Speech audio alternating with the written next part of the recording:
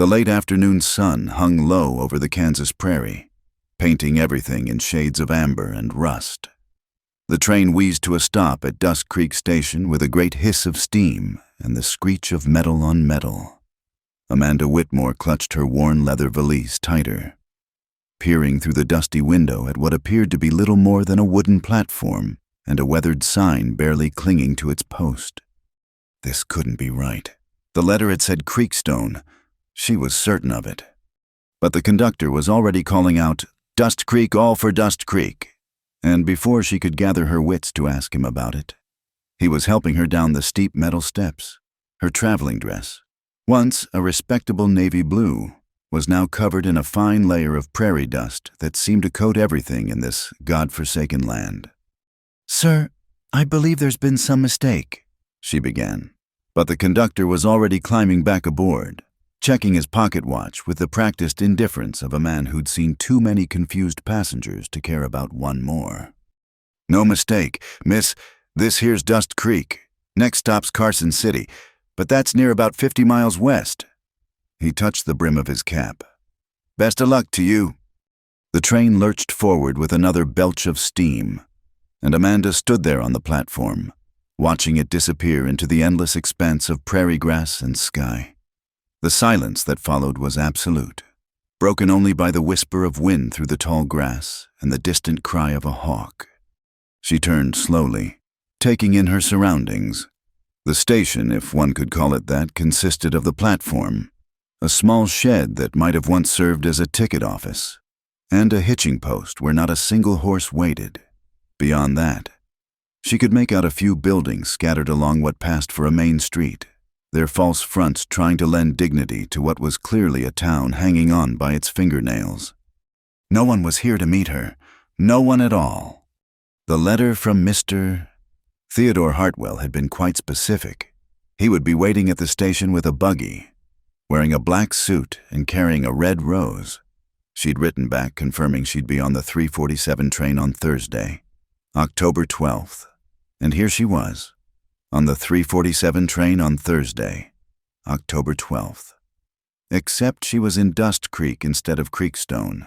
And there was no Mr. Hartwell, no buggy, and certainly no red rose. Amanda set down her valise and pressed her gloved hands to her temples, trying to think. She had exactly $17.32 to her name, not enough to telegraph back to Chicago. Certainly not enough to buy another train ticket. She'd sold everything she owned to make this journey, convinced that a new life awaited her as the wife of a respectable merchant in Creekstone. The sound of running feet on wooden boards made her look up. A small figure was racing down the main street toward the platform, pigtails flying, dust kicking up in little clouds behind worn boots that were clearly too big for the child wearing them. "Mama, Mama." Before Amanda could step aside or correct the mistake, the child, a girl of perhaps 6 or 7 years, barreled into her with such force that she stumbled backward. Small arms wrapped around her skirts with fierce determination. "I knew you'd come. I knew it. I told Papa that God would send you, and He did." The child looked up at her with eyes the color of prairie sky after rain, her face streaked with tears that cut tracks through the dust on her cheeks. "You're so pretty, just like I imagined, and you smell nice, like flowers and not like the saloon ladies." I think there's been some mistake," Amanda said gently, trying to disentangle herself from the child's grip. "I'm not your mama, sweetheart. I'm—" "Olivia May Cooper." The voice cracked like a whip across the platform. Amanda looked up to see a man striding toward them, his long legs eating up the distance with purposeful strides. He was tall and lean, the kind of lean that came from hard work rather than hunger, with shoulders broad enough to carry the weight of the world, or at least the weight of raising a daughter alone. His face was shadowed by a wide-brimmed hat, but she could see the tight set of his jaw, the weathered lines around his mouth that spoke of too many worries and not enough reasons to smile. "Olivia May, you turn loose of that lady this instant." His voice was deep, rumbling like distant thunder, colored with an exhaustion that seemed bone-deep. "But, Papa, she's here. She came, just like I prayed for." Olivia's grip on Amanda's skirts only tightened. God sent her on the train, and she's going to be my mama now. The man, Randy Cooper. Amanda assumed reached them and gently but firmly pried his daughter's hands free. I'm sorry. Miss, she gets notions sometimes, and there's no talking her out of them. He touched the brim of his hat, and Amanda caught a glimpse of eyes the same prairie sky blue as his daughter's, though his held a wariness the child's lacked. She didn't mean any harm. No harm done, Amanda said, smoothing her skirts where Olivia had crumpled them. Though I'm afraid she's going to be disappointed. I'm not anyone's mama. I'm just lost. I suppose I was meant to get off at Creekstone, not Dust Creek. Something shifted in the man's expression, surprise, perhaps, or recognition. Creekstone's about 30 miles east. Train doesn't run back that way until Monday. Monday, 3 days away. Amanda felt her heart sink like a stone in still water. But she can stay with us, Olivia piped up, dancing from foot to foot. Can't she? Papa, we have the extra room, the one you fixed up all nice, and I can show her my doll and my books and… Olivia. The single word carried enough weight to stop the child mid-sentence, though her eyes still blazed with hope. Randy Cooper looked at Amanda then, really looked at her, and she found herself straightening under his scrutiny. She knew what he saw a woman past the first bloom of youth, 27 years old and unmarried, dressed in clothes that were respectable but showed wear at the seams. A woman who'd gambled everything on a mail-order marriage and lost before she'd even reached her destination. There's a boarding house in town, he said finally. Mrs. Pritchard runs a clean place, not fancy but decent. Thank you. Amanda picked up her valise, trying not to let him see how her hands trembled. $17.32. How many nights would that buy her? How many meals? She don't take strangers, Olivia said matter-of-factly. Not since that drummer man ran off without paying. She only takes folks she knows now. The child looked up at her father with those impossibly blue eyes. Papa, please, just for tonight. She's got nowhere else to go. The silence stretched between them, broken only by the whistle of wind through the grass. Amanda could feel the weight of the man's reluctance, could see it in the way he shifted his stance, his hand going to the back of his neck in a gesture that spoke of long habit. I couldn't impose, Amanda said quickly. I'll find somewhere. Ain't nowhere else to find, Randy said, his voice rough. Town's dying. Has been for years, ever since the railroad decided to run the main line through Creekstone instead of here. He looked down at his daughter, then back at Amanda. You can have the spare room for tonight. Tomorrow we'll figure out how to get you where you're meant to be. Oh, Papa! Olivia launched herself at her father, wrapping her arms around his legs. I knew you'd say yes. I knew it. Over his daughter's head. Randy Cooper's eyes met Amanda's. Just for tonight, he said, and she heard the warning in it, the boundaries being drawn. I run a respectable home, Miss Whitmore, Amanda Whitmore. Miss Whitmore, my daughter and I, we keep to ourselves mostly, but I won't have a woman sleeping rough when I've got a roof to offer. Wouldn't be Christian. He bent and scooped Olivia up with an ease that spoke of long practice, settling her on his hip. Come on then. Ranch is about 3 miles out. We'll need to move if we want to make it before dark. Amanda followed them to where a weathered wagon waited, pulled by 2 horses that looked like they'd seen better days, but were well cared for nonetheless. Randy set Olivia on the bench seat, then turned to help Amanda up. His hands were calloused and strong, and he released her the moment she was settled, as if her touch burned. As they rolled away from Dust Creek's failing Main Street, Olivia squeezed herself between the 2 adults, chattering like a magpie about everything and nothing. The house, she informed Amanda, was small but cozy. Her papa had built it himself, along with her grandpa before he died. There were chickens and a milk cow named Buttercup and a barn cat that had kittens last month. And I can read, she said proudly. Papa taught me. I have 3 whole books, and one of them has pictures of ladies in beautiful dresses. Do you have beautiful dresses in your bag? Olivia, Randy said quietly, let Miss Whitmore be. But Amanda found she didn't mind the chatter. It filled the space where her fears wanted to take root. Fears about what would happen when Theodore Hartwell discovered she hadn't arrived. Fears about her dwindling funds. Fears about being alone in a strange land with winter coming on. The ranch, when it came into view, was exactly as Olivia had described it. Small but sturdy, built to withstand prairie winds and winter storms. Smoke curled from the chimney, and lamplight glowed warm in the windows. It looked like a home, Amanda thought with a pang, like the kind of home she'd dreamed of having. Papa's been fixing it up, Olivia confided as Randy helped them down from the wagon. He painted the shutters and mended the porch rails and everything. Said we needed to make it nice. Olivia. There was that warning tone again, but the child seemed immune to it. Inside, the house was scrupulously clean, with simple furniture that showed the marks of handcrafting. A rocking chair by the fireplace, a table scarred by years of use, braided rugs on the wooden floors.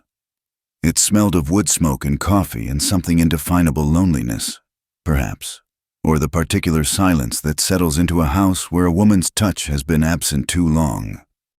I'll show you the room, Randy said, picking up her valise. Olivia, go wash up for supper. The spare room was at the back of the house, small but neat as a pin. A quilt covered the narrow bed, and someone had placed a jar of prairie roses on the dresser. They were half wilted, as if they'd been picked days ago in anticipation of… What?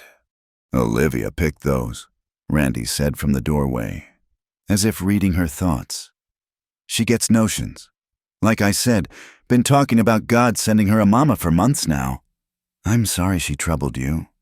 She's no trouble, Amanda said, touching one of the wilted petals. She's lovely. You've done well with her, raising her alone. Something flickered in his eyes, pain, perhaps, or memory. Her mama died when she was born. Been just the 2 of us ever since. He set her valise down by the bed. Supper's in an hour. Wash basin's on the stand there. Make yourself comfortable. He left before she could thank him, his boots heavy on the wooden floors. Amanda sank onto the bed, suddenly exhausted.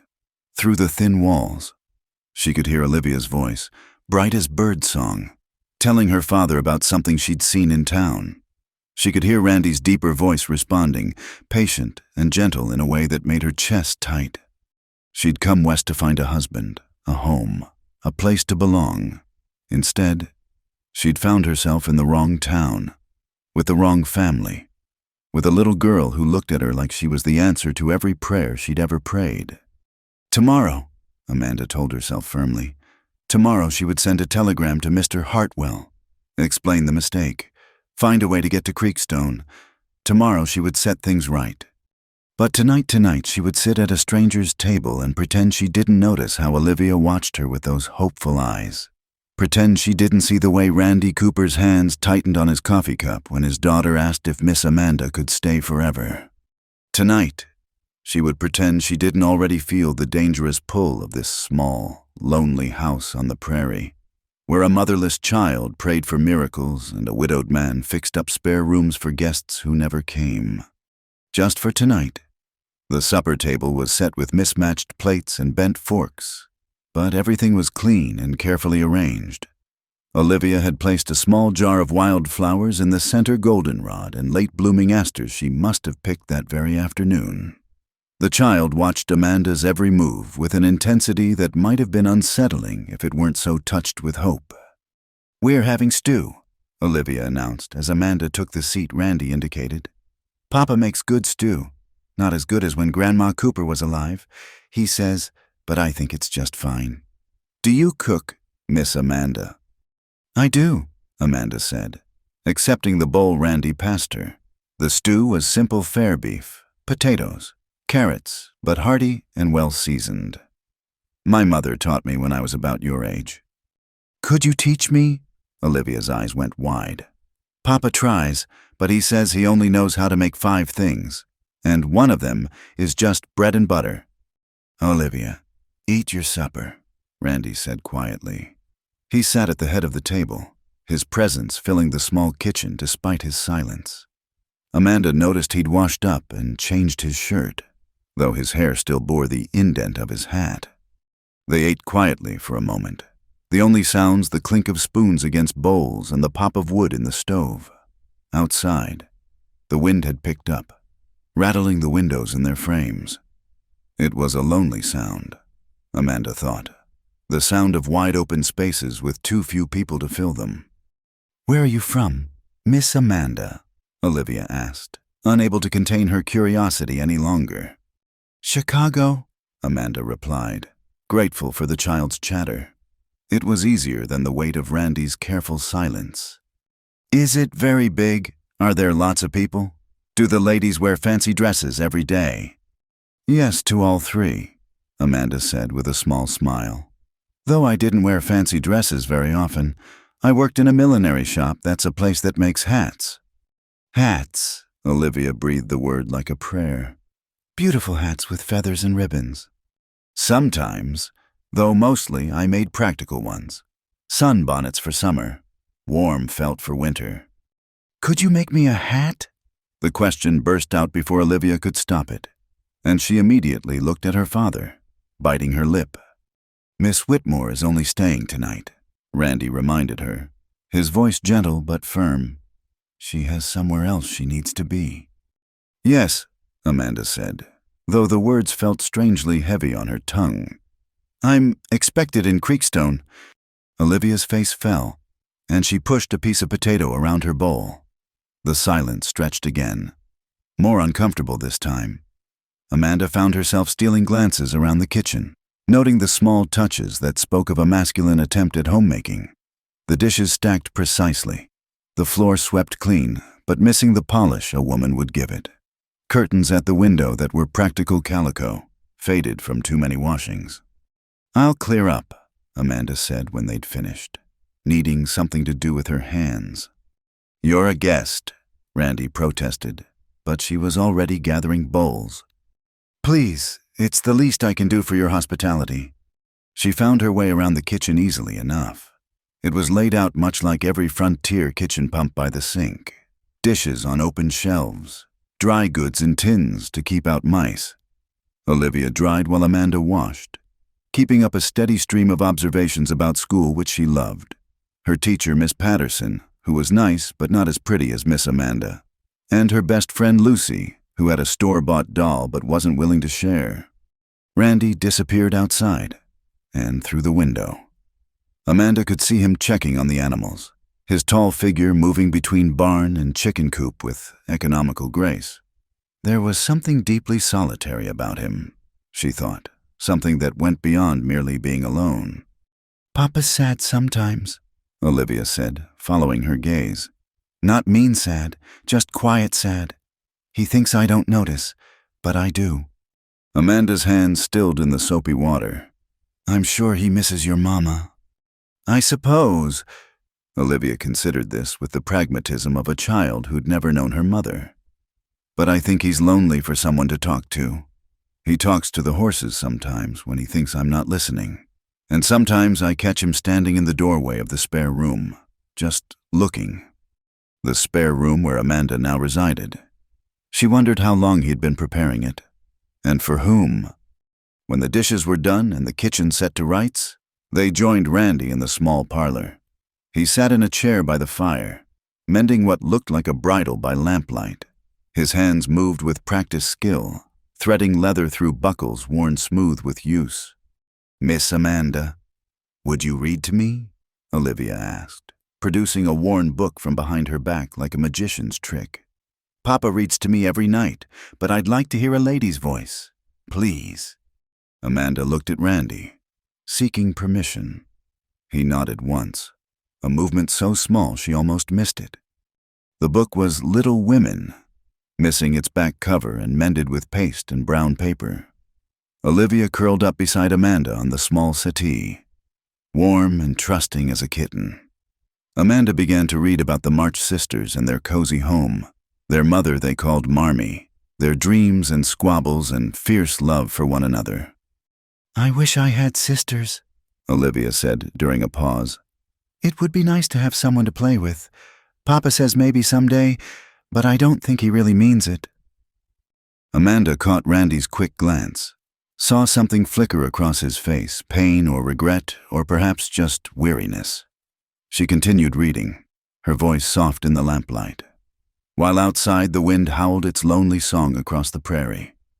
When Olivia's eyes began to droop, Randy set aside his work. "Time for bed, little one." "But Miss Amanda hasn't finished the chapter." "Miss Amanda will be here in the morning," he said, then caught himself. "For breakfast, anyway, before she goes." Olivia kissed Amanda's cheek, a gesture so natural and trusting that it made Amanda's heart constrict. "Good night, Miss Amanda. I'm glad you got off at the wrong station." After Randy had taken her upstairs, Amanda sat in the parlor, unsure whether she should retire to her room or wait. The fire crackled softly, and she could hear the low murmur of Randy's voice overhead, then Olivia's higher one, then quiet. When he returned, he seemed surprised to find her still there. "You can sit a spell if you like," he said awkwardly. "Fire's still got some life in it." He took up his mending again, and Amanda found herself studying him in the firelight. He was younger than she'd first thought, perhaps 32 or 33, but worn down by work and weather and grief. His hands, she noticed, were gentle with the leather despite their size and calluses. "I'm sorry about Olivia," he said suddenly. "She gets these ideas, and once she's got hold of one, she's like a terrier with a bone. She's a delightful child. You should be proud." "I am." He focused on his work, not meeting her eyes. "It hasn't been easy. Just the two of us. This isn't much of a life for a little girl. Way out here with nobody but her papa for company. Children are adaptable, and she clearly adores you." He made a sound that might have been agreement or dismissal.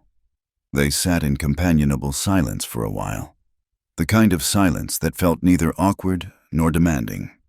Amanda found herself relaxing for the first time since she'd stepped off the train in the wrong town. "Creekstone," Randy said eventually. "You said you were headed there, meeting someone." The question was casual, but Amanda sensed the weight behind it. "Yes, a business arrangement." He nodded, understanding without her having to explain. Mail-order brides were common enough in these parts. "I could drive you Monday, after the train comes through, or there's a fellow in town with a wagon who might take you sooner, for a price." "Thank you." The words came out smaller than she intended. Monday seemed both too soon and impossibly far away. "This Mr. Hartwell," Randy continued, still focused on his mending. "He know you're coming." "He was supposed to meet me today, in Creekstone." Amanda smoothed her skirts, a nervous gesture she thought she'd outgrown. "I suppose he'll wonder what became of me." "Telegraph office in town. You could send word tomorrow." "Yes, of course." Though what would she say that she'd gotten off at the wrong station like some addled Eastern woman who couldn't read a sign that she was staying with strangers because she had nowhere else to go? Randy finally looked up at her, and in the firelight, his eyes were the color of deep water. "It's a hard life out here, Miss Whitmore, for a woman especially. You sure this is what you want?" The question surprised her. I sold everything to come west. There's nothing for me back in Chicago." "That's not what I asked." Amanda felt heat rise in her cheeks. "Mr. Hartwell seems like a respectable man. He owns a dry goods store, has a house in town. It's a sensible arrangement." "Sensible." Randy repeated the word like he was tasting it, finding it wanting. He went back to his mending. "Well, I hope he deserves you." Before Amanda could ask what he meant, he stood abruptly. "It's late. I'll bank the fire. The spare room gets cold at night. There's extra quilts in the chest if you need them." Mr. Cooper Randy." She wasn't sure what she wanted to say, only that the evening felt unfinished somehow. "Thank you for your kindness. Not many men would have Any decent man would, he interrupted. Get some rest. Miss Whitmore. Morning comes early on a ranch. He waited while she gathered her book and headed for the spare room, and she felt his eyes on her back all the way down the hall. It wasn't an uncomfortable feeling, just aware, like being seen for the first time in a very long while. In the spare room, Amanda undressed slowly, hanging her travel-worn dress on the peg behind the door. The bed was narrow but comfortable, the quilts handmade and smelling faintly of lavender. Someone, Randy's mother, perhaps had pieced them with care, tiny stitches holding together scraps of fabric that told stories she could only guess at. She could hear Randy moving about, checking locks, damping the fire, the small rituals of securing a home for the night. Then his footsteps on the stairs, the creak of floorboards overhead, then silence. Amanda lay in the narrow bed, staring at the ceiling, through the thin walls. She could hear the house settling, the wind testing the windows, the distant lowing of cattle. It was so different from the constant noise of Chicago, the rattle of carriages, the shouts of vendors, the close-packed humanity of the boarding house where she'd spent her last weeks. Here there was space, too much space. Perhaps room for a person to get lost, to disappear into the vastness of grass and sky. Room for loneliness to grow like a living thing. She thought of Theodore Hartwell, waiting at a different train station with his red rose. Would he be angry, worried, or perhaps relieved? She'd only seen the photograph he'd sent a stern-faced man in his 40s, posing stiffly beside a potted palm.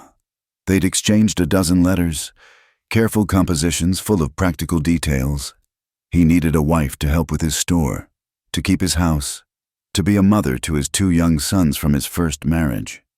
She needed security, respectability, a future that didn't involve growing old in a rented room, stitching hats for other women to wear.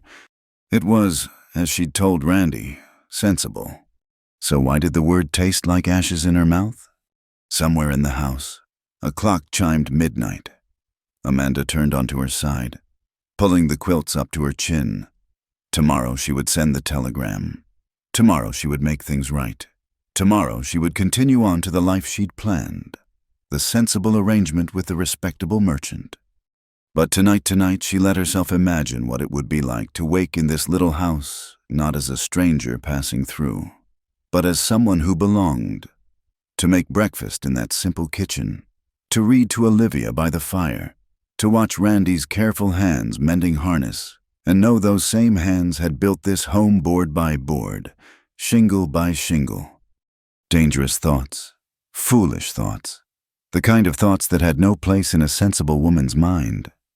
Yet they followed her down into sleep, where she dreamed of prairie grass rippling like water and a little girl's voice saying, God sent her on the train. Papa, he sent her right to us. Amanda woke to the sound of a rooster crowing and the smell of coffee brewing strong enough to wake the dead. For a moment, she couldn't place where she was the narrow bed, the unfamiliar quilt, the particular quality of morning light through calico curtains. Then it came back Dust Creek, the wrong station, a little girl's arms around her skirts. She dressed quickly in her second-best dress, a brown wool that had seen better days but was at least clean. Through the window, she could see Randy already at work, splitting wood by the barn with steady, rhythmic swings. Olivia sat on the porch steps, still in her nightgown, watching him with her chin propped in her hands. In the kitchen, Amanda found biscuits keeping warm on the stove and a pot of coffee that looked strong enough to float horseshoes. She poured herself a cup and stepped out onto the porch. Miss Amanda! Olivia jumped up, her face bright with morning joy. You're still here. Of course I'm still here, sweetheart. Where else would I be? Papa said you might have left early. He said city folks don't always take to country mornings. She slipped her small hand into Amanda's. But I knew you wouldn't leave without saying goodbye. Randy paused in his work, wiping his brow with his sleeve. Morning, Miss Whitmore. There's breakfast if you're hungry. Thank you. She sipped her coffee, trying not to wince at its strength. Can I help with anything? He seemed surprised by the offer. We manage fine, Olivia and me. Papa's teaching me to gather eggs, Olivia said proudly. "Want to come? The hens don't peck much, except for Bessie. She's mean as a snake." Olivia May, what have I told you about talking ill of God's creatures? "That even mean chickens deserve respect," Olivia recited, then added under her breath. "But she's still mean." Amanda found herself smiling. "I'd love to help with the eggs." The chicken coop was a tidy affair, well built like everything else on the small ranch. Olivia showed her how to reach under the hens, gentle but quick, and soon they had a basket full of warm brown eggs. "We'll have these for breakfast," Olivia said. "Papa makes them scrambled with a little milk. They're not as good as when Grandma Cooper made them, but Papa tries." You mention your grandmother often. Were you close? "She died when I was 4. Olivia's voice went matter-of-fact in the way children have when discussing loss they've grown accustomed to. "She used to live with us and help Papa. She made the best apple pie in the whole county. Papa says I have her eyes." They were walking back to the house when Olivia stopped suddenly. "Oh, I forgot to show you something." She grabbed Amanda's hand and tugged her toward a small fenced area beside the house. "My garden." It was a child's garden, more enthusiasm than skill, with crooked rows and plants struggling against the prairie wind. But there were a few late tomatoes still clinging to their vines, and marigolds bloomed bright orange against the fence. "Papa helped me plant it last spring. He said I needed to learn about growing things, about taking care of something besides myself." She knelt in the dirt, her nightgown immediately collecting dust. "These are my favorites. The flowers. Papa says they're not practical, but I think beautiful things are practical in their own way. Don't you?" "I do indeed." Amanda knelt beside her, not caring about her own dress. "My mother used to say that beauty feeds the soul just as surely as bread feeds the body." Olivia looked at her with those 2 wise eyes. "Your mother sounds nice. Is she—" She stopped, biting her lip. "She passed on 2 years ago." Amanda touched one of the marigolds gently. "But I like to think she'd be happy to know I remember her words." They stayed there for a moment, 2 females of different generations united by loss and the simple beauty of a struggling flower. Then Randy's voice called them to breakfast, and the moment passed. The morning meal was a revelation. Randy Cooper might claim to know only 5 dishes, but his scrambled eggs were light and fluffy, his biscuits golden brown, and there was even a jar of preserved peaches to go with them. They ate at the kitchen table while the morning sun slanted through the windows, and Amanda found herself thinking how different this was from her hurried breakfasts in Chicago, grabbed between customers at the millinery shop. "Miss Amanda is going to teach me to cook," Olivia announced, then caught herself. "I mean, if she has time, before she goes." Randy glanced at Amanda, something unreadable in his expression. "The telegraph office doesn't open until 10. I could drive you in after morning chores." Yes, thank you." The words felt heavy in her mouth. She should be eager to send word to Theodore, to set things right. Instead, she found herself calculating 2 more hours in this sunny kitchen, 2 more hours of Olivia's chatter and Randy's quiet presence. After breakfast, Randy returned to his work while Amanda and Olivia cleaned up. The child showed her where everything went with the pride of someone sharing treasured secrets. This was Papa's favorite cup, the one with the chip on the handle. These plates had been Grandma Cooper's wedding china, only used on Sundays now. The good spoons were kept in a special box because they'd been in the family since before the war. "Which war?" Amanda asked.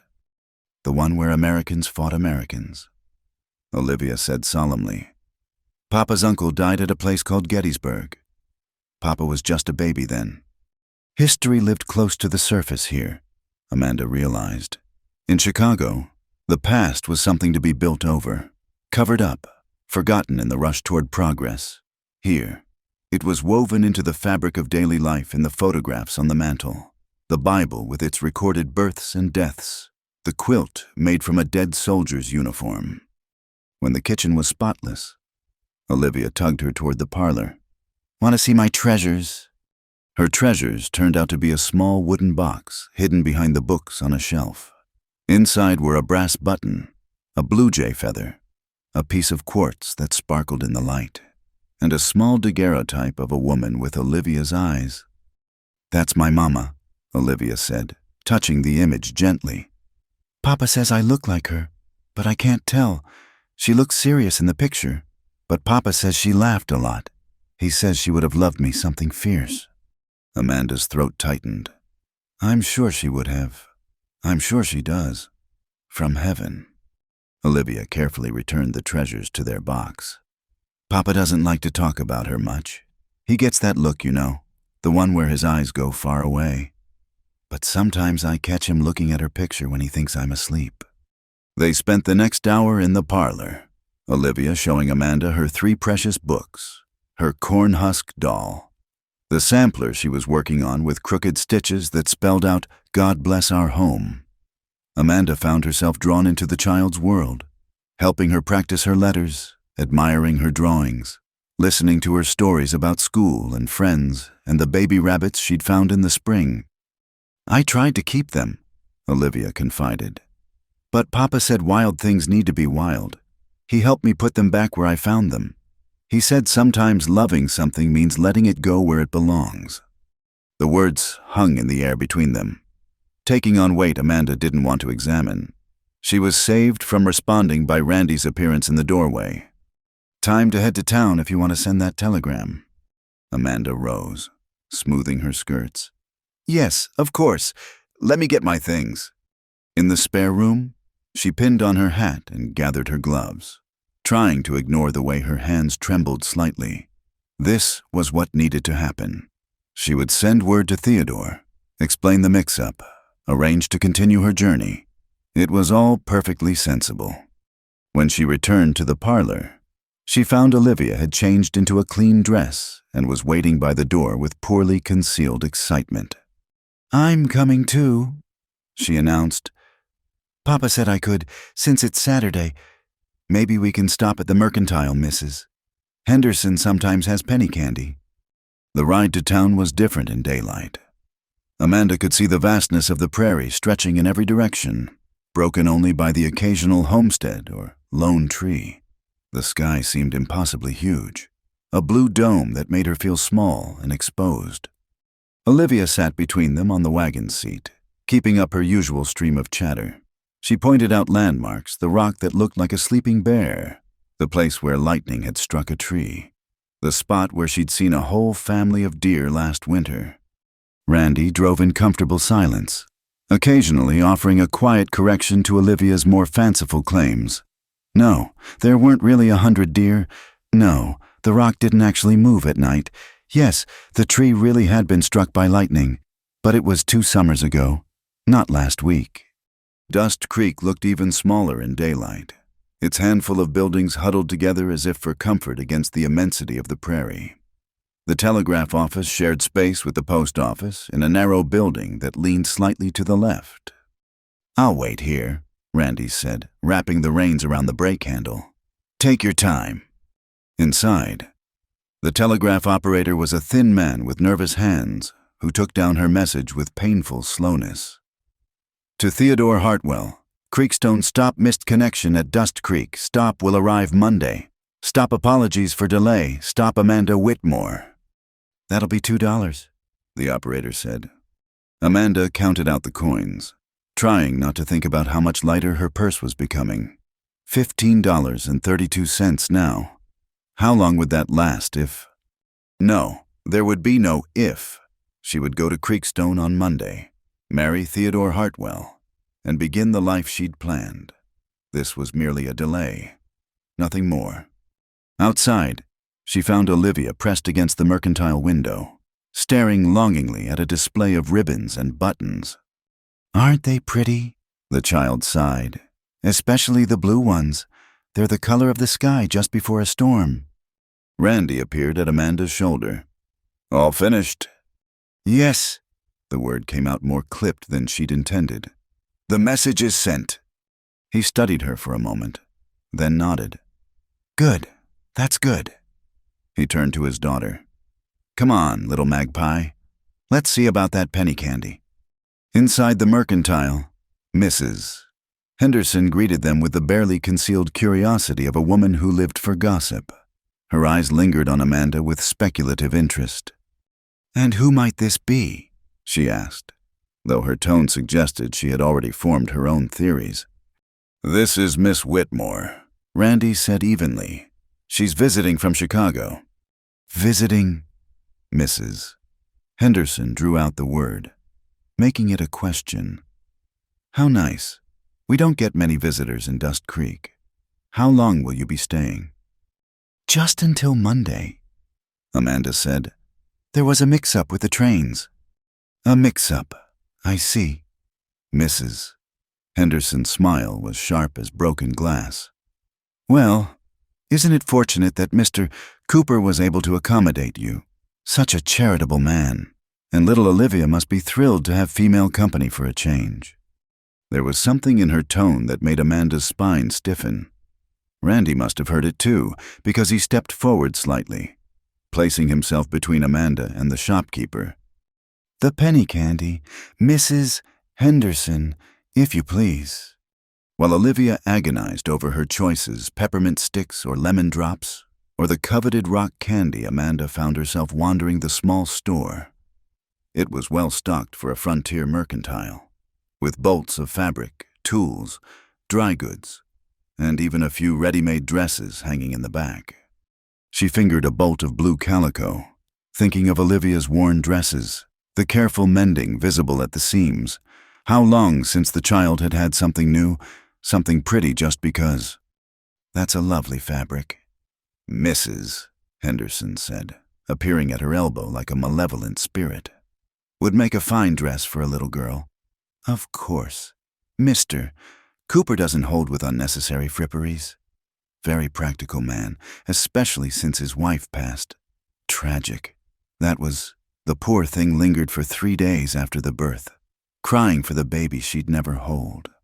Amanda's stomach turned. I'm sure Mr. Cooper wouldn't appreciate you discussing his personal... Oh, I don't mean any harm. Mrs.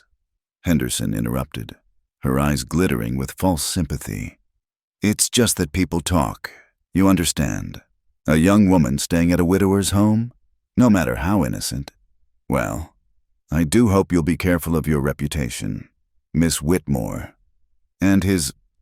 Before Amanda could respond, Olivia appeared at her side, clutching a small paper bag. I got peppermints to share, she announced proudly. 1 for me, 1 for Papa, and 1 for you, Miss Amanda. That way we all get something sweet. The simple generosity of it, the assumption that Amanda was included in the child's small circle of love, made her eyes sting. She bent down to Olivia's level. That's very kind of you, sweetheart. Thank you. We should go, Randy said quietly. He'd appeared without her noticing, moving with a silent grace she was beginning to recognize as habitual. Storm coming in from the west. Outside, Amanda could see the dark clouds building on the horizon. Though the sun still shone overhead, the air had taken on a heavy quality, charged with potential. They made it back to the ranch just as the first fat raindrops began to fall. Randy unhitched the horses while Amanda and Olivia ran for the house, laughing as the sky opened up in earnest. I love storms, Olivia said, pressing her nose against the kitchen window. Papa says they make the grass grow and fill the creeks, but I just like the way they sound on the roof. Amanda found herself standing beside her, watching the rain sweep across the prairie in great sheets. There was something wild and beautiful about it, something that made her heart race in a way that had nothing to do with their run from the wagon. Randy came in, shaking water from his hat. His shirt was soaked through, clinging to his shoulders in a way that made Amanda look quickly away. Looks like it's set in for the afternoon, he said. Hope you weren't planning on going anywhere, Miss Whitmore. No, she said softly, watching the rain blur the landscape into watercolor softness. I wasn't planning on going anywhere at all. The rain continued through the afternoon, drumming on the roof in a steady rhythm that made the small house feel like a ship in a vast sea of grass. Amanda helped Olivia with her sampler while Randy worked on his account books at the kitchen table, the scratch of his pen mixing with the sound of rain and the occasional pop from the wood stove. It was the kind of peaceful afternoon Amanda had forgotten existed, no customers demanding immediate attention, no rush to finish orders, no worry about making rent. Just the simple pleasure of showing a child how to make her stitches even while stormlight filtered through the windows. "Like this?" Olivia asked, holding up her work for inspection. "Much better. See how the letters are starting to line up? You're getting the hang of it." "Mama was good at needlework," Olivia said matter-of-factly. "Papa has one of her samplers in his room. It says, 'Bless this house with love and laughter.' But he keeps it in a drawer now." Amanda glanced at Randy, but he seemed absorbed in his figures, though she noticed his pen had stopped moving. "Sometimes pretty things are hard to look at when they remind us of people we miss," Amanda said gently. Olivia considered this with the seriousness she brought to all important matters. "Is that why you look sad sometimes when you think no one's watching?" The question caught Amanda off guard. "I didn't know I looked sad." "Just sometimes? Like when we were in town and Mrs.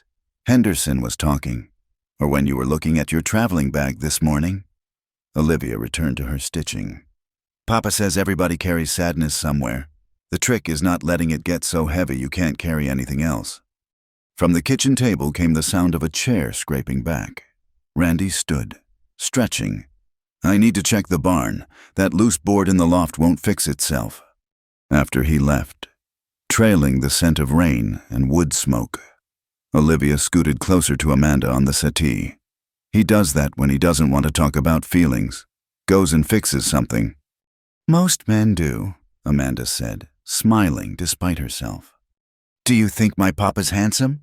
The question came out of nowhere, as Olivia's questions often did. Why do you ask?" "Lucy at school says he is. She says her mama thinks so too. And Mrs. Garrett, who plays the organ at church. She brings him pie sometimes, but Papa always shares it with the ranch hands instead of eating it himself." Amanda focused carefully on her next stitch. "Your Papa is a good man. That's more important than handsome." "But he is handsome. Isn't he not like the men in stories with their fancy clothes? But in a real way. Like how he's strong and his hands are gentle, and he smiles with his eyes when he's really happy. Which isn't very often, but sometimes when I make him laugh." "Yes," Amanda said quietly. "He's handsome in a real way." They stitched in companionable silence for a while, the rain still pattering against the windows. Then Olivia spoke again, her voice smaller. Do you think he'll ever get married again?" "I know I said God sent you to be my mama. But even if that's not true, do you think he might find someone someday, someone who'd want both of us?" The wistfulness in her voice made Amanda's chest tight. "I'm sure he will, sweetheart. Any woman would be lucky to have you both." "Mrs. Henderson says he's too particular. She says he's had chances, but he always finds something wrong. Too chatty, or too quiet, or too fond of town life, or not fond enough of children." Olivia sighed. "I just want him to be happy, and I want—" She trailed off. "What do you want?" "I want someone to teach me things. Girl things. Papa tries, but he doesn't know about hair ribbons or how to walk like a lady or what to do when Tommy Morrison tries to pull my pigtails. He just tells me to punch him in the nose, which got me in trouble with Miss Patterson." Amanda bit back a laugh. "Did you punch him?" "Right in the nose. He bled all over his arithmetic paper." Olivia looked pleased with herself, then sobered. "But Miss Patterson said young ladies don't solve problems with their fists. Only I don't know what else young ladies do because there's no one to teach me." Before Amanda could respond, the door burst open, bringing Randy in a gust of wind-driven rain. He was soaked through again, water dripping from his hat. "Storm's getting worse," he said. "Might be we'll have a real gully washer. I need to move the horses to higher ground." He looked at Amanda. "Can you?" "We'll be fine," she assured him. Do what you need to do. He hesitated, then nodded. There's cold chicken and bread for supper if I'm not back in time. Olivia knows where everything is. After he left, Olivia went to the window, pressing her small hands against the glass. I don't like it when he goes out in storms. Mama died on a stormy night. Did you know that not from the storm? From having me. But still, storms make me think of sad things. Amanda joined her at the window. Shall we think of happy things instead? Tell me about the best day you can remember. Olivia's face brightened. Oh, that's easy. Last spring when the wildflowers came up all at once after the rain, Papa hitched up the wagon and we drove out to the meadow where they were thickest bluebonnets and Indian paintbrush and primroses all mixed together like God spilled paint everywhere. We had a picnic and Papa let me pick as many flowers as I could carry. He even put one in his hatband. She giggled at the memory. He looked silly, but he wore it all day anyway. They talked about happy things while the storm raged outside Christmas mornings and baby animals and the time Olivia found a dollar coin in the road and Randy let her spend it all on penny candy and hair ribbons. Amanda found herself sharing her own memories ice skating on Lake Michigan. The first hat she'd made all by herself. The way her mother laughed at her father's terrible jokes. The afternoon wore on, the light fading early under the heavy clouds. Amanda lit the lamps while Olivia set out the cold supper Randy had mentioned. They ate by lamplight, listening to the storm, and Amanda tried not to worry about Randy out in the weather. He returned just as they were cleaning up, water streaming from his oilskin coat. "Horses are secure," he said, hanging the coat on a peg. "Creek's rising, but not enough to worry about yet." "You're soaked through," Amanda observed. "You'll catch your death." Something flickered in his eyes' surprise, maybe at her concern. "I'll change directly. You two all right?" "We had a lovely afternoon," Olivia said. "Miss Amanda told me about Chicago and ice skating and fancy hats. Did you know they have buildings 5 stories tall there?" "Is that so?" Randy's gaze found Amanda's across the kitchen. "Must seem mighty small out here after all that." "Different," Amanda said. "But not small, just different." He held her gaze a moment longer, then headed upstairs to change. When he returned in dry clothes, his hair damp and curling slightly at his collar, they settled in the parlor again. The storm had intensified, lightning occasionally illuminating the windows, thunder rolling across the prairie like giant wagon wheels. "Will you read more of the story?" Olivia asked Amanda, producing Little Women, hopefully. They picked up where they'd left off the night before, but they'd barely gotten through 2 pages when Olivia suddenly gasped and clapped her hand over her mouth. "What is it, sweetheart?" Randy asked, immediately alert. Olivia's eyes had gone wide. "I just remembered when we were at the Mercantile, after Miss Amanda sent her telegram. Mr. Burton came in with the mail. He gave something to Mrs. Henderson for you. Papa, she gave it to me to give to you, but I forgot because of the candy and the storm and—" "Slow down," Randy said gently. "Where is it?" Olivia jumped up and ran to where her coat hung by the door, fishing in the pocket. She produced a somewhat crumpled envelope and brought it to her father, looking stricken. "I'm sorry, Papa, I forgot all about it." "It's all right." He took the envelope, glancing at it without much interest. Then he looked again, his expression changing. "It's addressed to Miss Whitmore." Amanda's heart jumped. "To me? But who would?" Then she knew. Of course. Theodore would have written to Dust Creek when she didn't arrive. Her hands trembled slightly as she took the envelope. She recognized Theodore Hartwell's precise handwriting from their previous correspondence. Inside was a single sheet of paper, the message brief and to the point. "Miss Whitmore, when you failed to arrive on the appointed day and at the appointed time, I was naturally concerned. However, upon reflection, I believe your absence speaks to a lack of reliability that would be unsuitable in a wife. I have therefore made other arrangements, I trust you will understand that a man in my position cannot afford to wait upon the whims of a woman who cannot manage something as simple as arriving at the correct destination. I wish you well in your future endeavors. T. Hartwell. The words swam before her eyes. Failed to arrive. Lack of reliability. Other arrangements. Each phrase felt like a physical blow. Miss Amanda, Olivia's voice seemed to come from very far away. are you all right? Amanda realized she'd sunk onto the settee, the letter crumpling in her grip.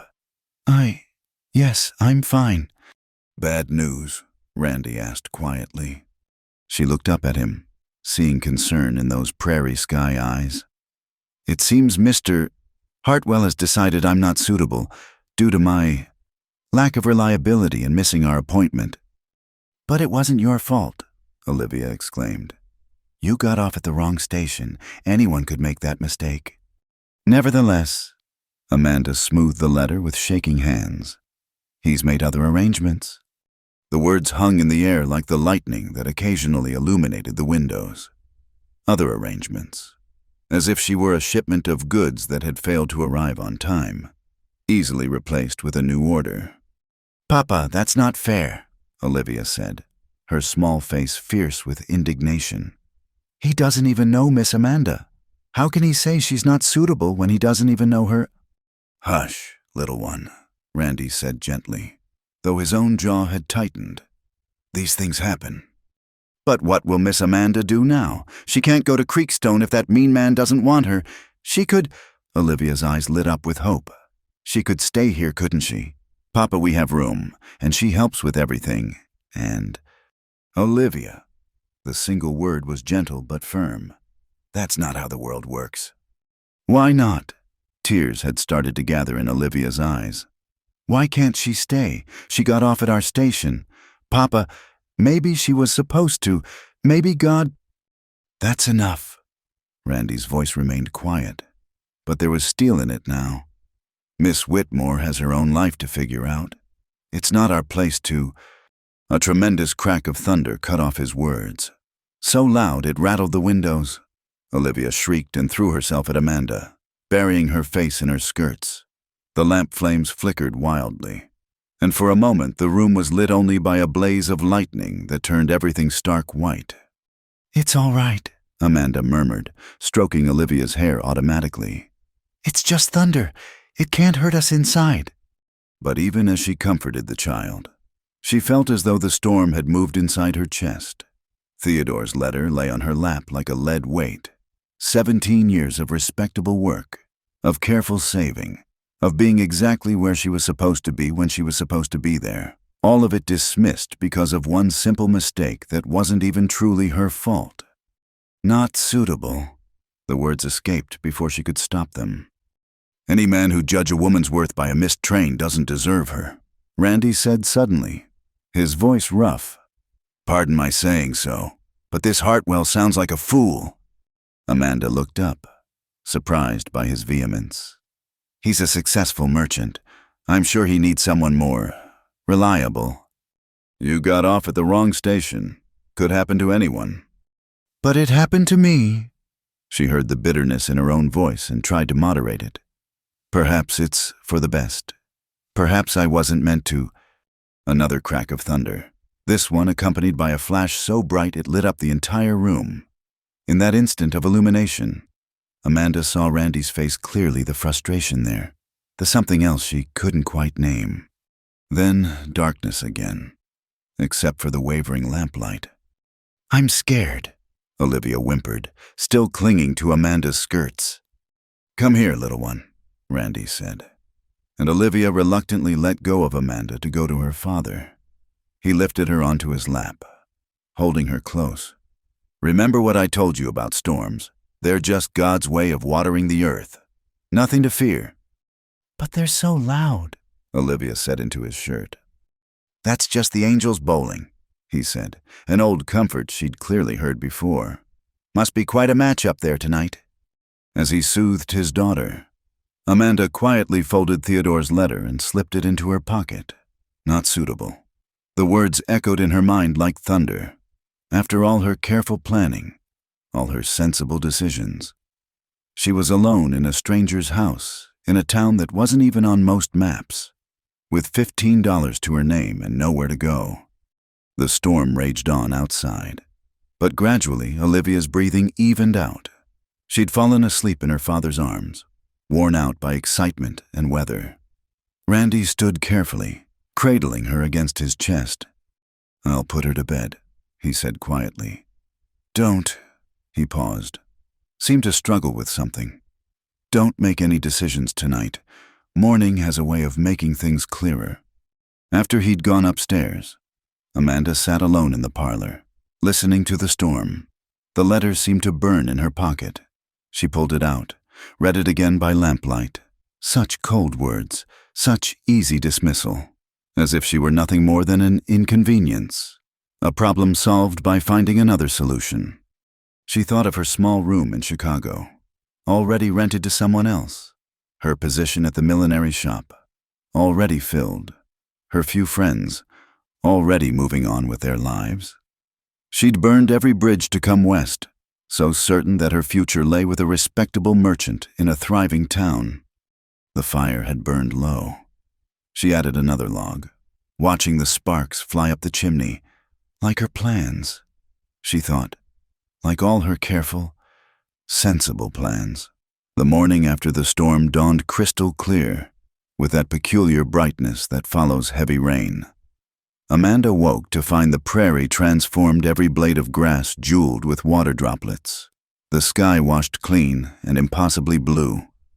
She dressed quietly, trying not to think about how few clean dresses remained in her valise. In the kitchen, she found Randy already at the stove, coffee brewing. He glanced up when she entered, and something in his expression made her wonder if he'd slept at all. "Morning," he said quietly. "Coffee's ready." "Thank you." She accepted the cup he offered, wrapping her hands around its warmth. They stood in awkward silence for a moment, the events of yesterday hanging between them like an unwelcome guest. "About last night," Amanda began. "You don't need to explain anything," Randy interrupted. "Your business is your own." Before she could respond, they heard the sound of a wagon approaching. Randy frowned, moving to the window. "That's the Garrett wagon. Wonder what brings them out so early." Amanda felt her stomach drop as she recognized the woman from church, the one Olivia had mentioned brought pies. But it wasn't Mrs. Garrett who climbed down from the wagon. It was someone altogether different. The woman who swept into the kitchen without knocking was everything Amanda was not. Tall and elegantly dressed despite the early hour, with golden hair arranged in perfect curls beneath a fashionable hat that must have cost more than Amanda made in a month. Her traveling suit was deep burgundy wool, expertly tailored, without a speck of prairie dust despite the morning's journey. "Randy, darling," she said, pulling off her gloves with practiced grace. "I do hope you'll forgive the early intrusion, but when I heard you had a visitor, I simply had to come see for myself." Her eyes, a calculating green, swept over Amanda with the kind of assessment one might give questionable merchandise. Amanda became acutely aware of her plain brown dress, her simple hairstyle, her work-worn hands. "Eleanor," Randy said, his voice carefully neutral. "This is unexpected." Eleanor Prescott laughed, a tinkling sound like expensive crystal. "Oh, Randy, always so formal. Aren't you going to introduce me to your guest?" "Miss Whitmore, this is Miss Eleanor Prescott. Eleanor, Miss Amanda Whitmore. She's the mail-order bride who got off at the wrong station." Eleanor's smile was sharp as a blade. "Yes, I heard all about it from Mrs. Henderson yesterday. How terribly embarrassing for you, dear, to come all this way only to be rejected. Though I suppose one can't blame Mr. Hartwell. Reliability is so important in a wife."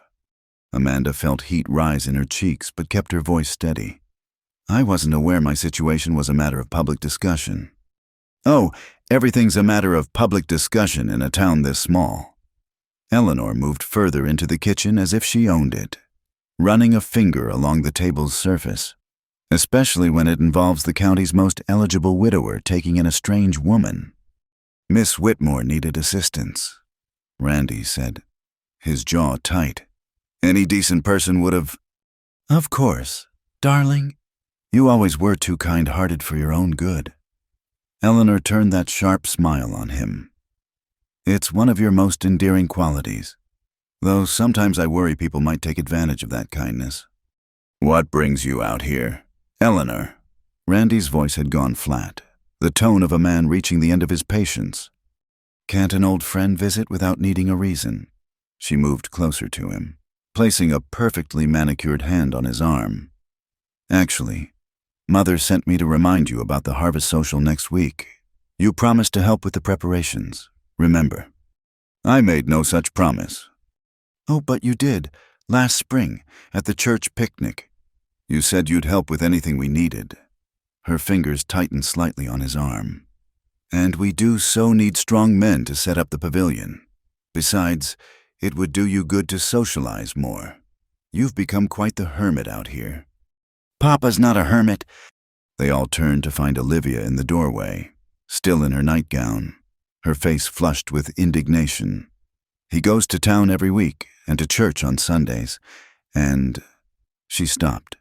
Noticing Eleanor for the first time, her expression shifted to something warier. Oh, you're here. Good morning. Olivia, Eleanor said, her tone switching to something sugary sweet. Look how you've grown. Though you really should do something about your hair. Dear, all those tangles. Don't you have a proper brush? Olivia's hand went self-consciously to her sleep-mussed braids. I have a brush.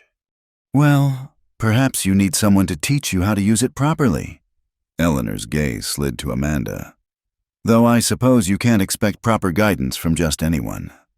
Miss Amanda's been teaching me lots of things, Olivia said stoutly. She's showing me how to make my stitches even, and how to braid bread, and... How nice, Eleanor interrupted. Though I'm sure Miss Whitmore will be leaving soon. After all, she can hardly stay here indefinitely. People would talk. People are already talking, Randy said quietly.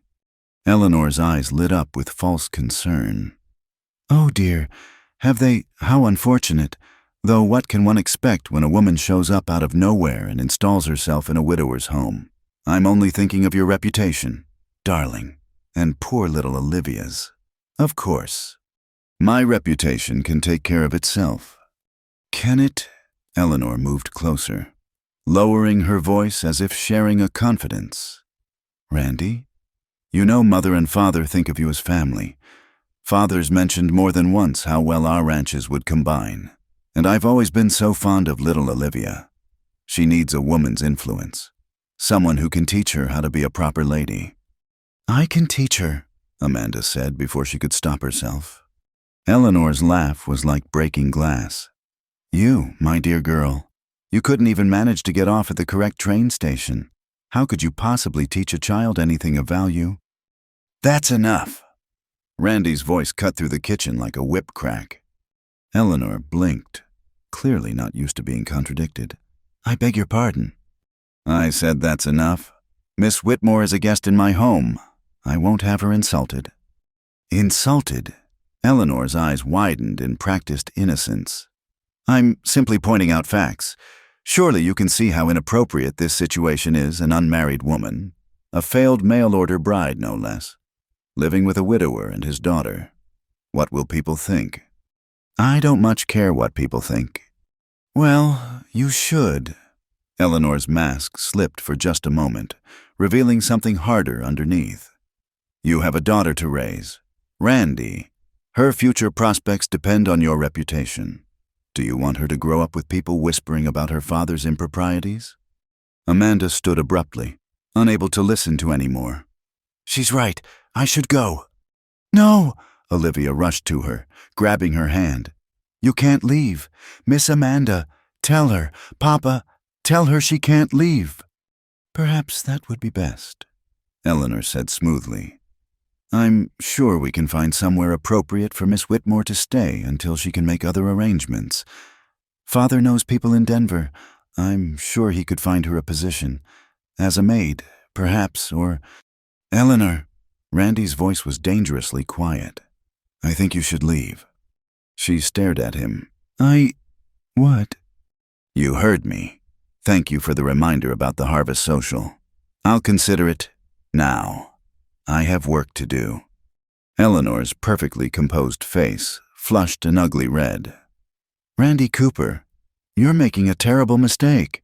That woman has a name, he said evenly. And she's shown more grace in 2 days than you've shown in the last 5 minutes. Good day, Eleanor. For a moment, Eleanor stood frozen, clearly unable to believe she was being dismissed. Then she drew herself up, every inch the offended lady. Very well, but don't come crying to me when this all falls apart. And it will fall apart. Randy, women like her. She cast one more poisonous look at Amanda. They always show their true colors eventually. She swept out in a rustle of expensive fabric, leaving behind the cloying scent of French perfume. They heard the wagon wheels turn sharply, then fade into the distance. Good riddance, Olivia said with feeling.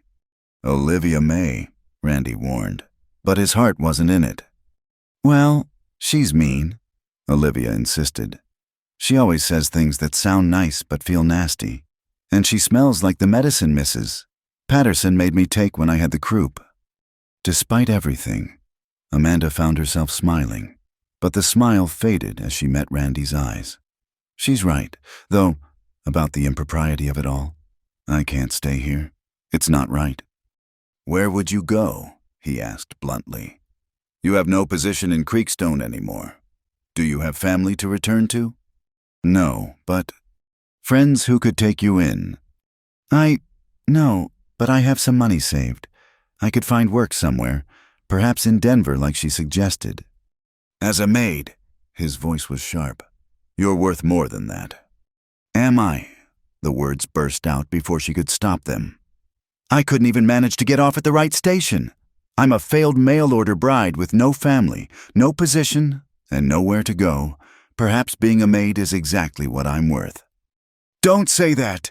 Olivia's voice was fierce. You're worth everything! Tell her, Papa! Randy was quiet for a long moment, his gaze steady on Amanda's face. Eleanor Prescott, he said finally, comes from money. Her father owns the biggest ranch in 3 counties. She's never worked a day in her life, never had to wonder where her next meal would come from, never had to make her own way in the world. He moved closer, his voice intense. You traveled halfway across the country on your own. You worked to support yourself. You took a chance on a new life. That takes courage, Miss Whitmore. More courage than Eleanor Prescott will ever have. Courage! Amanda laughed bitterly. Is that what we're calling failure now? You haven't failed. You've hit a setback. There's a difference. Is there? Because from where I'm standing, from where you're standing, you've got a roof over your head, food in your belly, and people who... He stopped abruptly, color rising in his cheeks. You're welcome here as long as you need. Let the Eleanor Prescotts of the world talk. Their words can't hurt us unless we let them. Papa's right, Olivia said earnestly. Besides, you can't leave yet. You haven't taught me how to make bread. And you promised to show me how to fix the ripped hem on my Sunday dress. And we haven't finished reading about Joe and Lori, and... Slow down, little chatterbox, Randy said. But his eyes remained on Amanda. Nobody's going anywhere today. We'll figure things out as we go. All right. Amanda looked between them, Randy with his quiet strength and unexpected fierceness in her defense. Olivia with her boundless hope and trust. She thought of Eleanor's poisonous words, the truth in them twisted to wound. She thought of Theodore's cold dismissal, of all the sensible plans that had led her to this moment. All right, she said softly. For now. Good, Olivia said with satisfaction. Now can we have breakfast? I'm powerful hungry, and Miss Eleanor made me lose my appetite with all her meanness. Randy ruffled her hair. Go get dressed first. Can't have you eating breakfast in your nightgown like a heathen. After Olivia scampered upstairs, Randy and Amanda stood facing each other in the kitchen. The morning sun slanted through the windows, painting everything gold. "Thank you," Amanda said quietly, "for defending me. You didn't have to." "Yes," he said simply. "I did." Something passed between them in the golden morning light. Something Amanda didn't dare name. Then Randy cleared his throat and turned back to the stove. "Better get breakfast started. Day's wasting, and that fence in the south pasture won't mend itself." Amanda moved to help him, and they worked side by side in companionable silence, the ghost of Eleanor Prescott's visit already fading like morning mist. But her words lingered. Women like her always show their true colors eventually. Perhaps, Amanda thought as she sliced bread for toasting. But what Eleanor didn't understand was that sometimes a woman's true colors were exactly what a motherless girl and her lonely father needed to brighten their too-quiet home. The days following Eleanor's visit passed in a strange suspension, like the pause between lightning and thunder. Amanda knew she should leave. Every rule of propriety demanded it, but each morning she found another reason to stay. Olivia needed help with her sampler. The kitchen garden required weeding. The pile of mending seemed to grow overnight. Randy said nothing about her continued presence, but she caught him watching her sometimes with an expression she couldn't read. He was careful to maintain proper distance, never lingering in a room alone with her, always keeping Olivia as a buffer between them. Yet, small kindnesses appeared, fresh wildflowers on the kitchen table, the coffee pot always full when she came down in the morning, her favorite chair by the fire always left vacant. It was Thursday afternoon when everything changed. Amanda was teaching Olivia to knead bread dough, both of them flour-dusted and laughing, when they heard horses approaching, multiple horses, moving fast. Randy appeared in the doorway, his face grim. "Take Olivia upstairs." "Papa," Olivia's voice went small. "What's wrong?" "Just do as I say, now." Something in his tone brooked no argument. Amanda took Olivia's floury hand and led her up the stairs, though the child dragged her feet, craning to see out the window. From the landing, they could see 3 riders dismounting in the yard.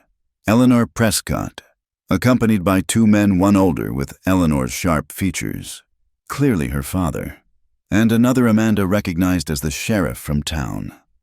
"Why is Sheriff Morrison here?" Olivia whispered. Amanda's heart sank. She knew why. Eleanor had made good on her veiled threats. "Stay here," she told Olivia, but the child grabbed her hand. "No, if they're here about you, I'm coming too. Papa says we face trouble together in this family." There wasn't time to argue.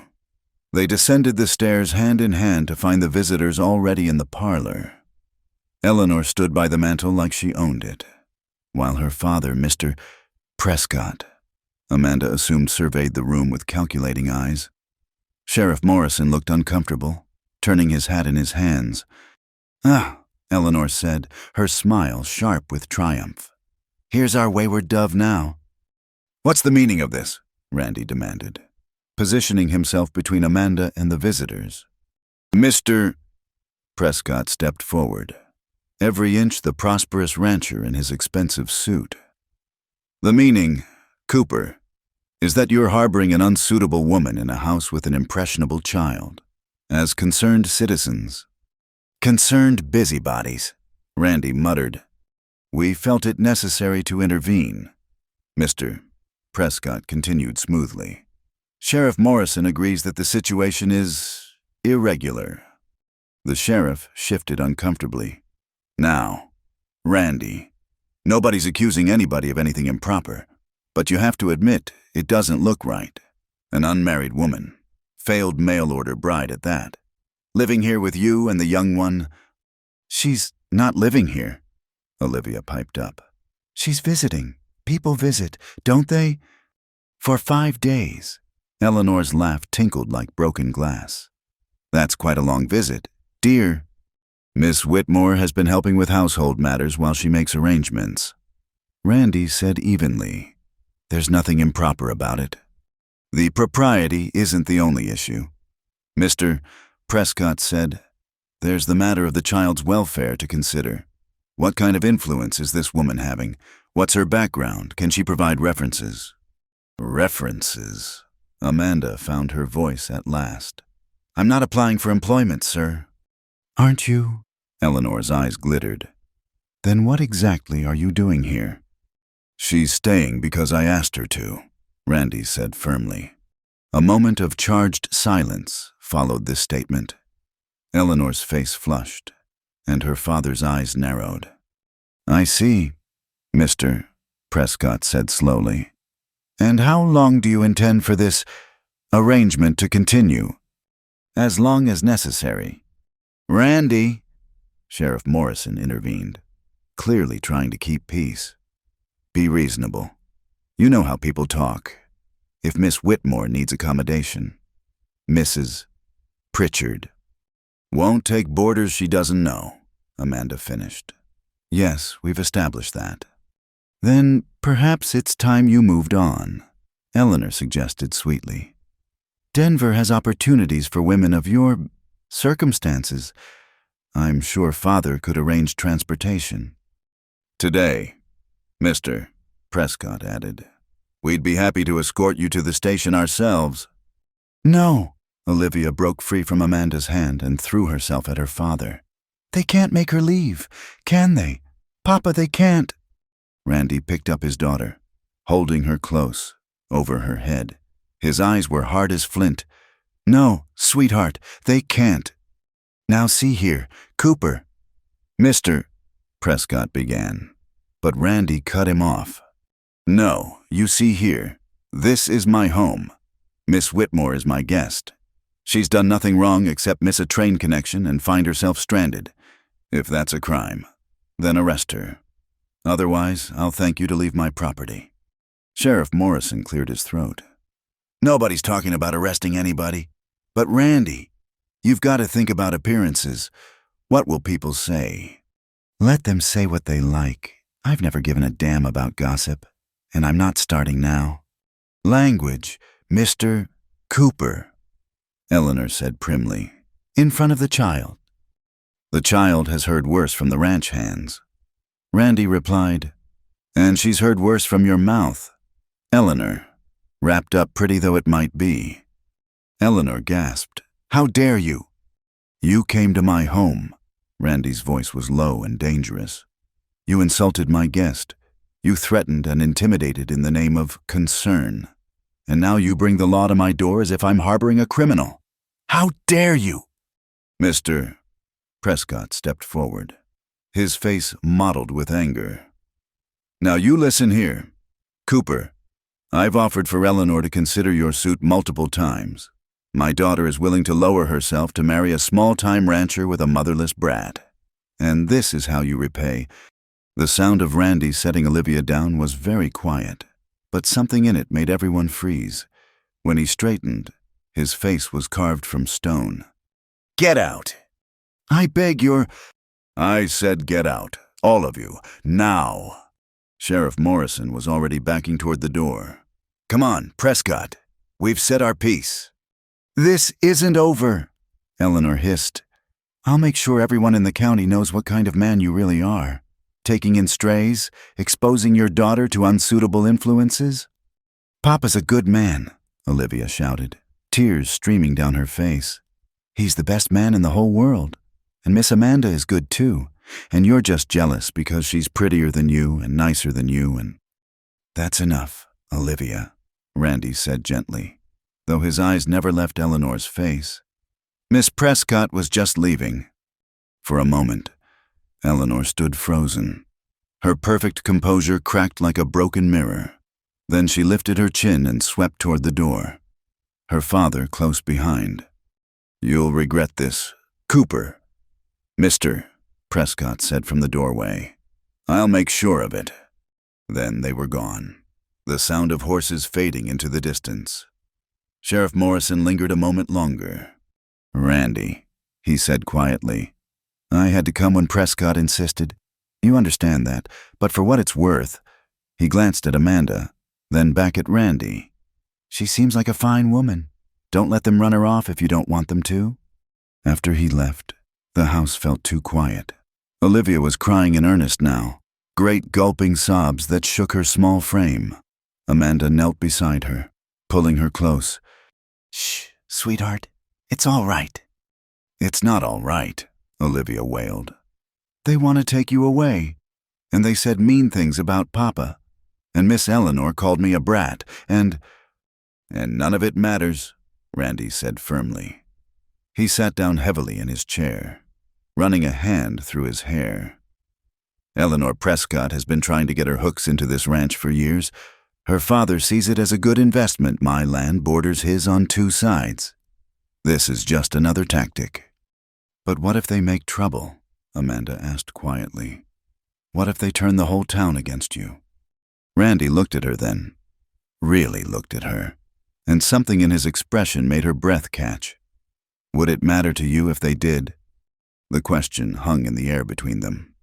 Amanda found herself thinking of the past 5 days of quiet evenings by the fire, of Olivia's laughter in the kitchen, of Randy's rare smiles when he thought no one was looking, of feeling, for the first time in years, like she was part of something instead of merely observing from the outside.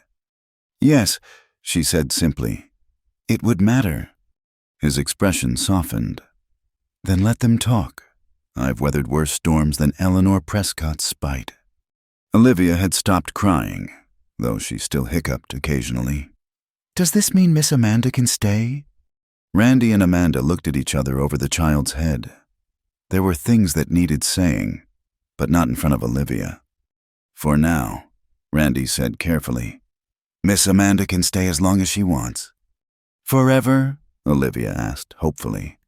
We'll see, little one, we'll see. That evening, after Olivia was in bed, Amanda found Randy on the porch, staring out at the darkening prairie.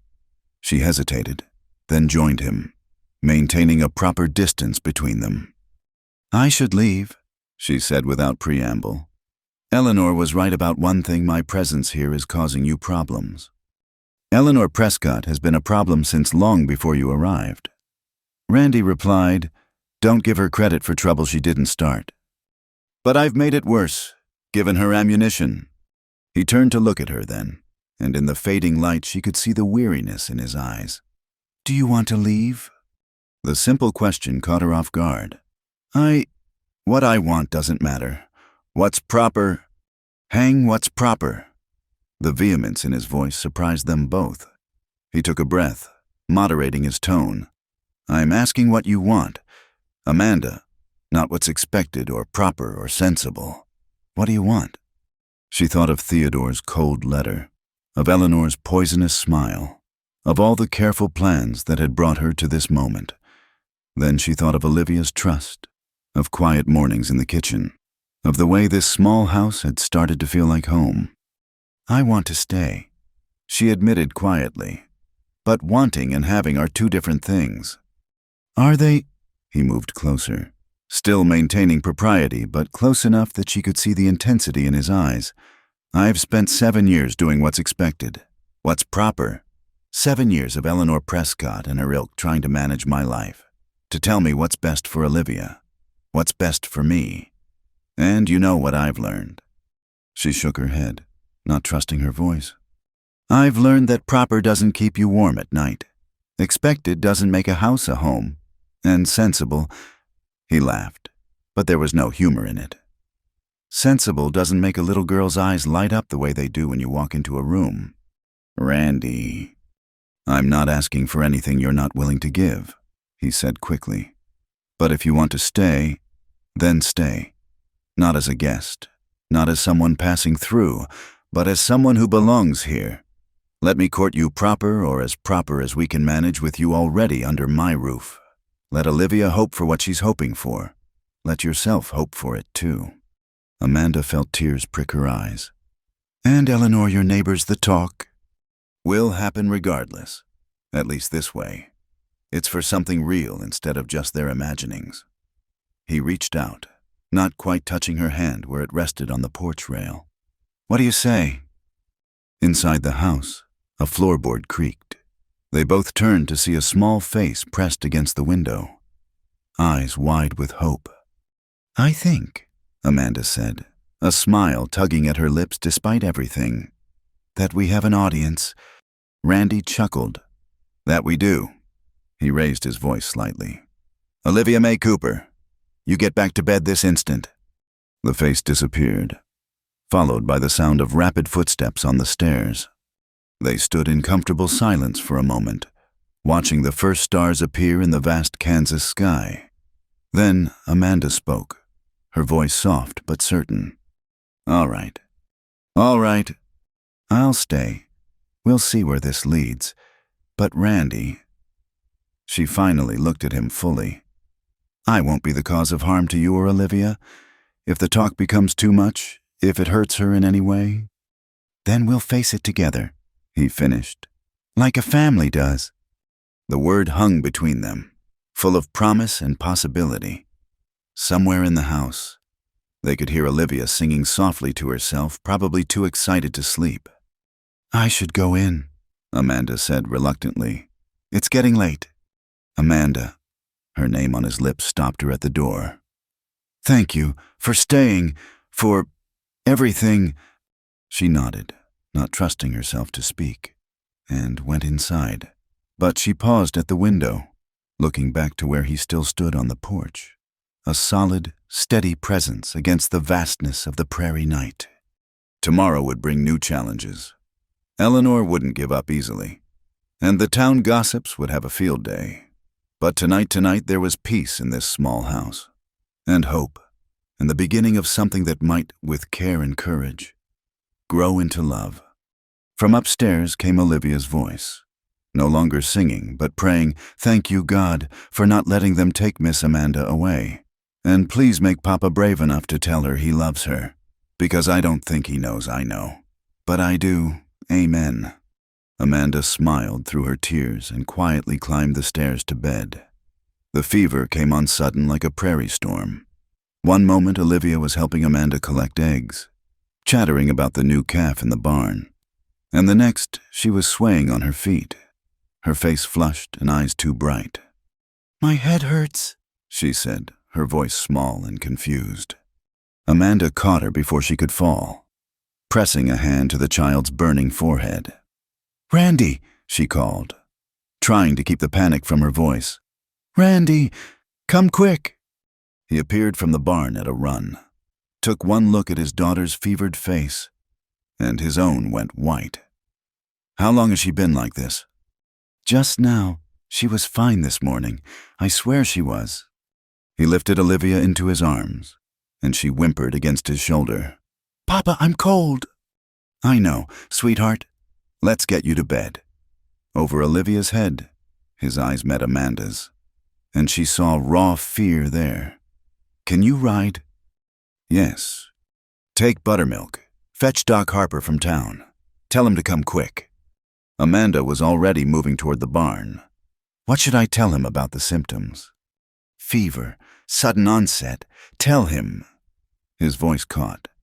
Tell him it looks like what took the Garrison boy last month.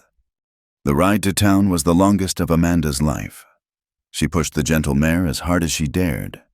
Her split skirt hiked up, not caring about propriety or the shocked looks from people she passed. All that mattered was getting help for Olivia. Dr. Harper was just finishing with a patient when she burst into his office. "It's Olivia Cooper," she gasped. "High fever. Came on sudden. Randy said to tell you it looks like what took the Garrison boy." The doctor's face went grim. He was already reaching for his bag. "How high?" "Burning to the touch. She was fine this morning. Doctor, I swear she was." "These things can turn quick. You ride back. Tell Randy to keep her cool as he can. Wet cloths, windows open. I'll follow fast as my buggy can manage." The ride back was even worse, every moment stretching like an eternity. Amanda found herself praying, really praying for the first time since her mother's death. "Please, God, not this child, not this precious child." She found Randy in Olivia's room, wringing out wet cloths. Olivia lay still in her small bed, her breathing rapid and shallow. The healthy color had drained from her face, leaving her looking fragile as porcelain. "The doctor's coming," Amanda said, taking the cloth from Randy's shaking hands. He said to keep her cool. I'll do this. You open the windows. They worked in tense silence, Randy pacing the small room while Amanda bathed Olivia's fevered skin. The child murmured occasionally fragments of words, pieces of dreams. Once, she clearly said, "Mama," and Amanda's heart cracked. "You're going to be fine, sweetheart," Amanda whispered. The doctor's coming, "And you're going to be just fine." But when Dr. Harper arrived and examined Olivia, his expression was grave. "It's the fever that's been going through the county. We've lost 3 children already." "No." Randy's voice was flat, absolute. "Not Olivia. Tell me what to do. I'll do anything." "Keep the fever down best you can. Get fluids in her if she'll take them. And pray." The doctor set down his bag. "I'll stay as long as needed, but Randy, you should prepare yourself. These fevers, when they come on this fast." "Get out!" Randy's voice was dangerous. "If all you can offer is defeat, then get out." "Randy," Amanda said softly, "he's trying to help." The fight went out of him suddenly, and he sank into the chair by Olivia's bed. "I'm sorry, Doc. She's all I have." "I understand." Dr. Harper's voice was gentle. "I'll be downstairs if you need me. Sometimes these fevers break on their own. We can hope." The next hours blurred together in a haze of wet cloths and worried whispers. Amanda and Randy took turns sitting with Olivia, coaxing spoonfuls of water between her dry lips, talking to her in low, soothing voices. Eleanor Prescott and her threats seemed a lifetime away, insignificant compared to the battle being fought in this small room. As night fell, Olivia's fever spiked higher. She thrashed in her bed, crying out for her mother, for her father, for Amanda. Randy held her while Amanda changed the sweat-soaked sheets, and she saw tears running unchecked down his face. "She's never called for her mother before," he said hoarsely. "Not once since she learned to talk. It's like she knew." His voice broke. "She's not going to her mother," Amanda said firmly, though her own eyes burned with tears. "She's staying right here with us. Do you hear me? Olivia May Cooper, you're staying right here." But as the night wore on, Olivia grew quieter, more still. Her breathing became labored, each breath a struggle. Dr. Harper came and went, shaking his head. Randy hadn't moved from her bedside in hours, holding her small hand in both of his. It was near dawn when Amanda remembered the letters. She had been helping Olivia practice her writing just yesterday. Was it only yesterday? And the child had insisted on writing a letter to God. "Where is it?" she asked Randy. "The letter she wrote yesterday." He looked at her blankly. "What?" "She wrote a letter, said she had something important to ask God for." Amanda was already searching through Olivia's small desk. "Here." With shaking hands, she unfolded the childish scrawl. "Dear God, thank you for sending Miss Amanda to us. Papa loves her, but he's scared to say so. Please make him brave. And please let her stay forever because she makes Papa smile and she teaches me things and she smells nice and doesn't think I talk too much. I promise to be very good if you let her be my mama. Love, Olivia." P. The rooster is still mean, but I'm trying to respect him like Papa says. Amanda's tears fell on the paper, blurring the carefully formed letters. She looked up to find Randy watching her with haunted eyes. "She knew," he said roughly. "Somehow she knew I—" He stopped, turning back to his daughter. "It doesn't matter now." "Yes, it does." Amanda moved to kneel beside his chair. "It matters because she needs to know her prayer was answered. She needs to know we're both here, both staying, both loving her. Amanda, tell her, Randy, tell her you love me. Tell her I'm staying. Give her a reason to fight." He looked at her for a long moment, his face raw with pain and fear, and something else, something that made her heart race despite the terrible circumstances. Then he turned to his daughter, gathering her close. "Olivia, sweetheart, can you hear Papa? I need to tell you something." Something important. Olivia's eyelids fluttered but didn't open. I love Miss Amanda, Randy said, his voice breaking. I love her, and I was too scared to say so, just like you wrote in your letter. But I'm saying it now. She's going to stay with us forever, just like you wanted. We're going to be a real family. The three of us. But you have to fight. Baby girl, you have to come back to us. Amanda added her voice to his. I love you, Olivia. I love your papa too, and I'm not going anywhere. Do you hear me? I'm staying right here. But we need you. This family isn't complete without you. For a moment, nothing changed. Then Olivia's eyes opened. Just a crack. Papa? Her voice was barely a whisper. Did God tell you? Randy laughed through his tears. In a way, sweetheart, in a way. Miss Amanda. I'm here, darling. I'm right here. A ghost of a smile crossed Olivia's pale face. I knew he'd answer. He just needed time to make Papa brave. She closed her eyes again, but her breathing seemed easier. When Dr. Harper checked her an hour later, he found her fever had broken. Well, I'll be, he muttered. Sometimes these things turn on their own. Keep her quiet, plenty of fluids. But I think, he smiled for the first time since arriving, I think she's going to be just fine. Randy collapsed back in his chair, the tension of the night finally catching up with him. Amanda caught his hand, holding it tight. Thank you, he said quietly, for making me say it, for loving you both, Amanda finished. That's the easiest thing I've ever done. As the morning sun streamed through the windows, painting the room gold, Olivia slept peacefully, her color slowly returning. Randy and Amanda sat on either side of her bed, hands linked across the small space, keeping watch. When she's better, Randy said suddenly, we'll do this proper church wedding, new dress, the whole thing. If you'll have us. Amanda squeezed his hand. Randy Cooper, are you proposing to me over our daughter's sick bed? Our daughter. He tested the words, a smile breaking across his exhausted face. Yes, I suppose I am. Then yes, Amanda said simply. Yes to you, yes to Olivia, yes to all of it. Olivia stirred, not quite waking but settling deeper into sleep. Her small hand found Amanda's free one, holding on tight even in dreams. Outside, Dust Creek was waking up. Soon enough, the gossips would have new fuel for their fires. The mail-order bride who'd gotten off at the wrong station had somehow become the right woman after all. Eleanor Prescott could gnash her perfect teeth all she wanted. But inside the small ranch house, a new family kept vigil, bound together by love, prayer, and the determination of a little girl who knew that sometimes God just needed time to make people brave enough to accept the gifts He sent them, even if those gifts arrived at the wrong station. The house bloomed in the weeks following Olivia's recovery, as if her return to health had awakened something dormant in its very walls.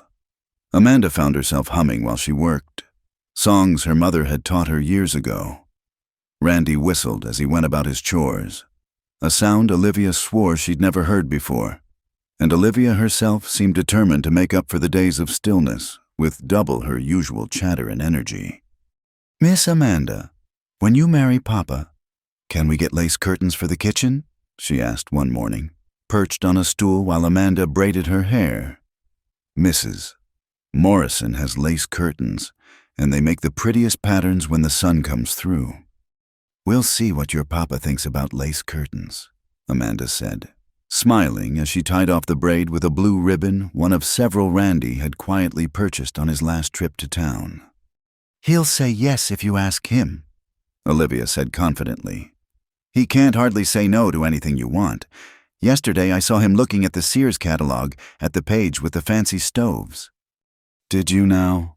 And he was measuring the kitchen wall with his hands, like he does when he's planning to build something. She twisted around to look at Amanda. Are you going to teach me to make a wedding cake? I want to help make yours. Amanda's hands stilled. They hadn't set a date yet, Hadn't made any formal announcements. Randy wanted to court her proper, he said, though what that meant when she was already living under his roof was anybody's guess. "We'll see," she said, falling back on that useful phrase. "Now hold still so I can finish your hair." Randy appeared in the doorway, hat in hand. "I'm heading to town for supplies. Anything you ladies need." "More flour," Amanda said, "and sugar if Henderson has any."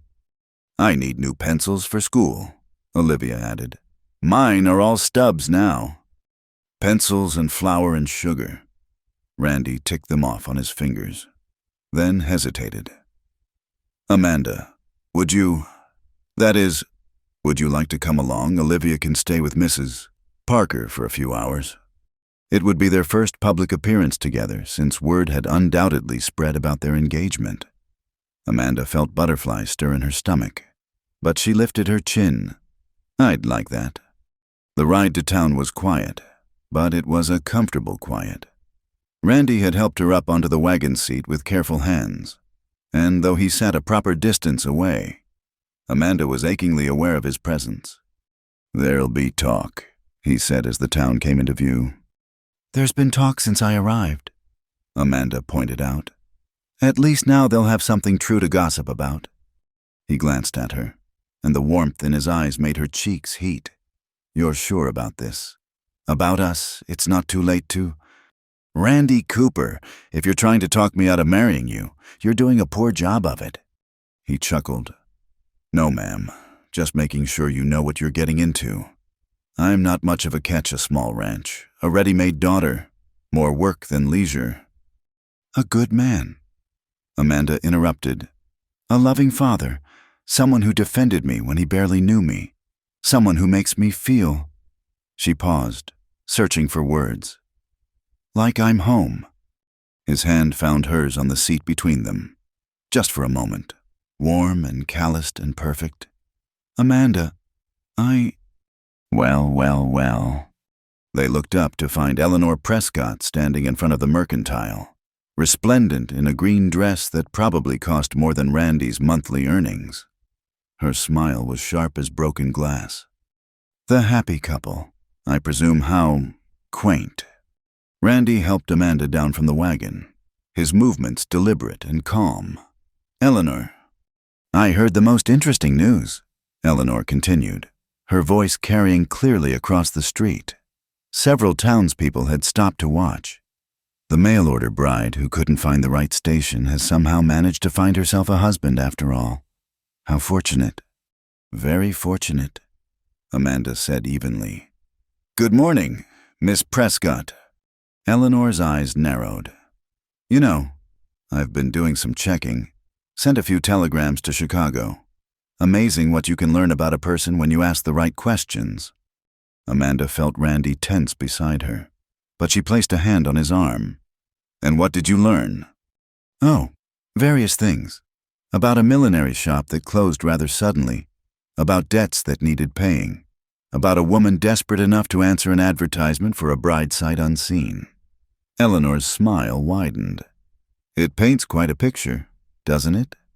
"Yes," Amanda said calmly.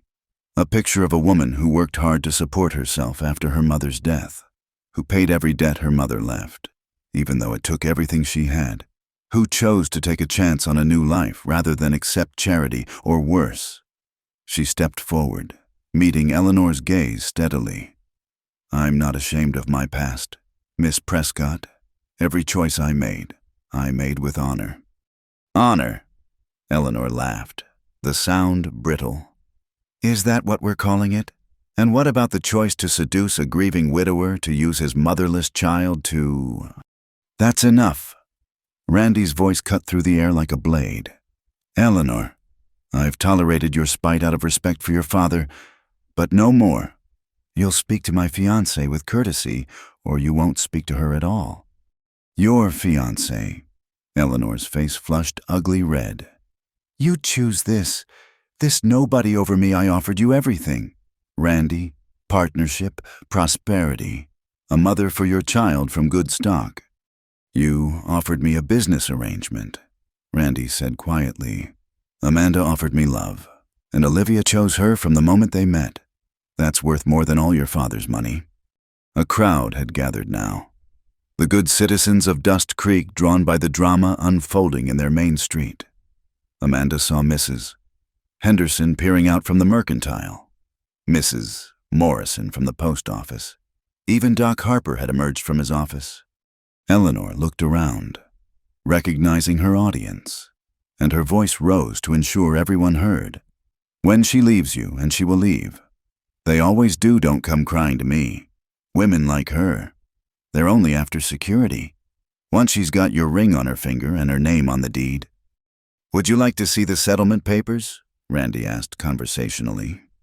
Eleanor blinked. What?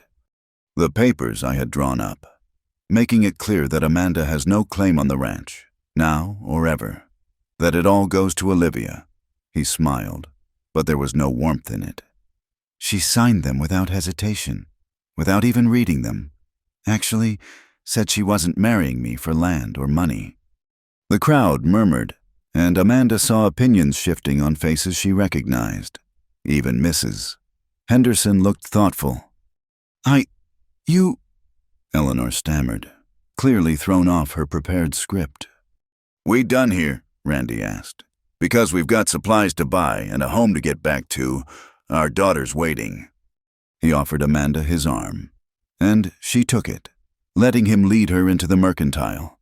Behind them, Eleanor stood frozen in the street, her carefully constructed attack in ruins. Inside, Mrs.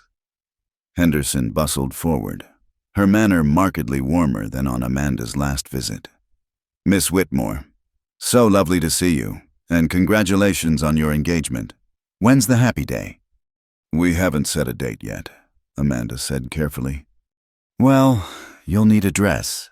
I've got some lovely fabric that just came in, and decorations for the church. Oh, it's been too long since we had a proper wedding in Dust Creek. As the woman chattered on, pulling out bolts of fabric and ribbons, Amanda felt the tight knot in her chest begin to loosen. Other townspeople came in, offering congratulations, some more sincere than others, but all seemingly ready to accept what Eleanor could not. Sheriff Morrison tipped his hat. Glad to see things worked out. Miss Whitmore, Randy's a good man, deserves some happiness. Mrs. Parker, who often watched Olivia, pressed Amanda's hand. That little girl's been praying for a mama for 2 years straight. 'Bout time the good Lord answered. By the time they'd loaded the wagon with supplies, including several items Amanda hadn't asked for, but Randy had quietly purchased anyway, the sun was high overhead and Eleanor had disappeared. Thank you, Amanda said, as Randy helped her back onto the wagon seat. For defending me, for the papers you mentioned, though I didn't know about any settlement. Because there isn't one, Randy admitted with a slight smile. But Eleanor didn't know that, and I would have had papers drawn up if you'd wanted them. Just so you'd know I trust you completely. Oh, Randy. She didn't care who might be watching. She reached over and took his hand. I don't need papers to know that. They drove home in companionable silence, the wagon bed full of supplies and promises. As the ranch came into view, they could see Olivia on the porch, jumping up and down with excitement. You're back. Did you bring my pencils? Did anyone say mean things? Did you tell them about the wedding? Yes, and yes, Randy said, lifting her up for a hug. Though your Miss Amanda handled the mean things just fine on her own. I knew she would, Olivia said confidently. She's brave, just like in the stories where the princess fights the dragon.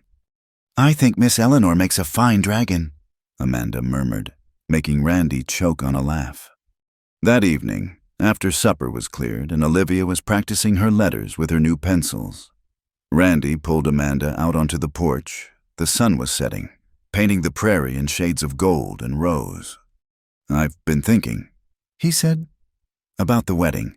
I know we should wait, do a long courtship, but I almost lost Olivia, and before that, I lost Mary. And I've learned that time isn't something we can count on having. He turned to face her fully. I don't want to wait. Amanda, I want to marry you as soon as we can arrange it. If you're willing. Amanda thought of all the sensible reasons to wait, all the proper procedures they should follow. Then she thought of Olivia asking about wedding cake, of the empty spaces in this house just waiting to be filled with laughter and light, of the way Randy looked at her like she was something precious. 2 weeks, she said. That should be enough time to make a dress and arrange things with the church. His smile was like sunrise. 2 weeks it is. From inside came Olivia's voice. Finally, I've been waiting forever for you to pick a date. Can I wear my blue ribbon in my hair? Can we have 3 kinds of cake? Can the Hendersons' new puppies come to the church? Randy and Amanda looked at each other and burst out laughing. Whatever their life together held, it would never be quiet with Olivia around. No puppies in the church, Randy called back. But yes to the blue ribbon. And maybe to 2 kinds of cake, Amanda added, if you help me make them. Olivia appeared in the doorway, beaming. This is the best day ever. Well, except for the day Miss Amanda got off at the wrong station. That was the real best day, wasn't it? As the 3 of them stood together on the porch, watching the sun sink into the endless prairie, Amanda had to agree. Getting off at the wrong station had turned out to be the rightest thing she'd ever done. The morning of the wedding dawned clear and bright, with the kind of crisp autumn air that turned the prairie grass to gold. Amanda stood in the small bedroom that would soon no longer be the spare room, wearing the dress that she and Olivia had sewn together over the past 2 weeks. It wasn't fancy cream-colored cotton with small blue flowers embroidered at the collar and cuffs, but Olivia had declared it the prettiest dress in the whole world. Hold still, Miss Amanda, Olivia commanded, standing on a chair to adjust Amanda's hair. I want to get this just right. Amanda smiled at their reflection in the small mirror Randy had hung yesterday, another of his quiet gestures of care. Olivia's tongue poked out in concentration as she pinned wildflowers into Amanda's simple chignon. There, the child said with satisfaction. Now you look like a real bride. Papa's going to fall right over when he sees you. We can't have that, Amanda laughed. Who would perform the ceremony if he's unconscious? A knock at the door interrupted them. Ladies, missus, Parker's here with the buggy. They emerged to find Randy waiting in the hallway. And for a moment, they all just stood there. He was wearing his Sunday best, his hair still damp from washing, and the look in his eyes made Amanda's heart skip. You're beautiful, he said simply. Papa, you're not supposed to see her yet, Olivia protested. It's bad luck. Some rules, Randy said, not taking his eyes off Amanda, are meant to be broken. The ride to town was a blur of Olivia's excited chatter and stolen glances between the adults. Half of Dust Creek seemed to have turned out for the occasion, crowding into the small church. Even Mrs. Henderson had come, wearing her best hat and what might have been an actual smile. But it was the sight at the front of the church that made Amanda's breath catch. There, beneath the simple wooden cross, stood not the circuit preacher they'd expected, but a stooped old man with wild white hair and a gentle smile. Reverend Andrews, Olivia squealed. You came back. The elderly minister beamed. Couldn't miss marrying the folks who took such good care of me last winter when my horse went lame. Though I hear tell this bride got off at the wrong station to begin with. The right station, Randy said firmly, taking Amanda's hand. Just took us a while to realize it. The ceremony was simple and perfect. Randy's voice was steady as he made his vows, though Amanda saw his hands tremble slightly when he slipped the plain gold band onto her finger. Amanda's own voice wavered only once when she promised to be a mother to Olivia as well as a wife to Randy, and the child let out a little sob of joy. By the power vested in me, Reverend Andrews intoned, his eyes twinkling, I now pronounce you husband and wife, and young lady. He added to Olivia, I pronounce you officially the luckiest little girl in Kansas, with 2 parents who love you fierce as prairie wind. When Randy kissed Amanda, gentle and sweet, the whole church erupted in applause. Well, almost the whole church. In the back row, Eleanor Prescott sat rigid as stone, her face a mask of bitter disappointment, but even she couldn't dim the joy of the moment. The reception was held outdoors, tables set up under the big oak tree behind the church. The women of Dust Creek had outdone themselves, dishes appeared as if by magic, and someone had even managed a cake, though it was a far cry from the elaborate confections Amanda had once seen in Chicago bakery windows. "It's perfect," she told Mrs. Morrison, who had organized the effort. "Everything is perfect." As the afternoon wore on, Amanda found herself watching the proceedings with a kind of wonder. Was this real? Was she really married to this good man, really mother to this precious child, really part of this community that had decided to embrace her after all? "Wool gathering Mrs. Cooper." Randy appeared at her elbow, and the name sent a thrill through her. "Just thinking how different this is from what I'd planned," she admitted. "When I left Chicago, I thought I knew exactly what my life would be. A respectable marriage to a merchant, a house in town, a predictable life." Disappointed.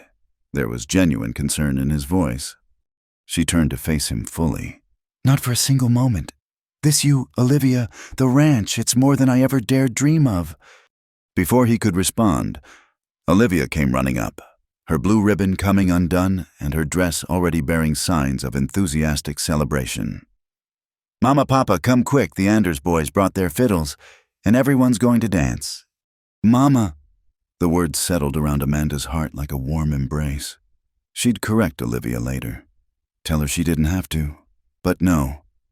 Why would she? Wasn't that what she was now? The dancing was lively and informal. Nothing like the structured affairs Amanda remembered from Chicago. Randy was a surprisingly good dancer, guiding her through reels and squares with easy confidence. But it was Olivia's joy that made the day perfect. The child danced with everyone, her laughter ringing out like church bells. As the sun began to set, painting the sky in shades of pink and gold, the celebration gradually wound down. Families loaded sleepy children into wagons. Women packed up the remains of the feast. Men shook Randy's hand and kissed Amanda's cheek with rough courtesy. Eleanor Prescott had left hours ago without a word, but Mrs. Henderson lingered, approaching Amanda with an expression that might have been apologetic. "I owe you an apology," the older woman said stiffly. "I judged too quick when you first arrived. That wasn't Christian of me." "We all make mistakes," Amanda said gently. "I've made my share." Mrs. Henderson's face softened slightly. "Randy's a good man, deserved happiness after what he went through with Mary, and that little girl." She glanced at Olivia, who was helping to stack plates. "She's bloomed like a flower since you arrived. That says something, I reckon." After everyone had gone, the little family rode home through the gathering dusk. Olivia sat between them, fighting sleep, still clutching her slightly wilted bouquet of prairie roses. "Was it a good day, sweetheart?" Randy asked her. "The best day," Olivia murmured. "Even better than when Mama got off at the wrong station, because now she can never leave." Amanda met Randy's eyes over their daughter's head. "Never," she confirmed softly. Back at the ranch, they carried an exhausted Olivia up to bed. She roused enough to demand kisses from both parents, then fell asleep with a smile on her face. Randy and Amanda stood in the doorway for a moment, watching her sleep. Then Randy took Amanda's hand and led her out to the porch. The night was clear, stars beginning to emerge in the darkening sky. "No wedding trip," he said apologetically. "Can't leave the ranch, and—" "I don't need a wedding trip," Amanda interrupted. "Everything I want is right here."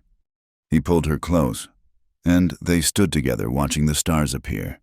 Inside the house, their house, everything was ready for the life they would build together. New curtains at the windows, not lace, but pretty enough. The kitchen stocked with supplies for the meals Amanda would cook. The parlor where they would spend evenings as a family. "I love you," Randy said into the quiet night. "I should have said it sooner.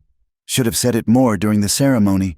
Should have—" "You showed it," Amanda said, Every day since I arrived, in 1,000 small ways. That matters more than words. Still, he turned her to face him. I love you, Amanda Cooper, and I'll spend the rest of my life grateful you got off at that wrong station. The right station, she corrected, echoing his earlier words. It just took us a while to realize it. Somewhere in the darkness, a coyote called, and another answered. The prairie wind whispered through the grass, carrying the scent of coming rain and distant flowers.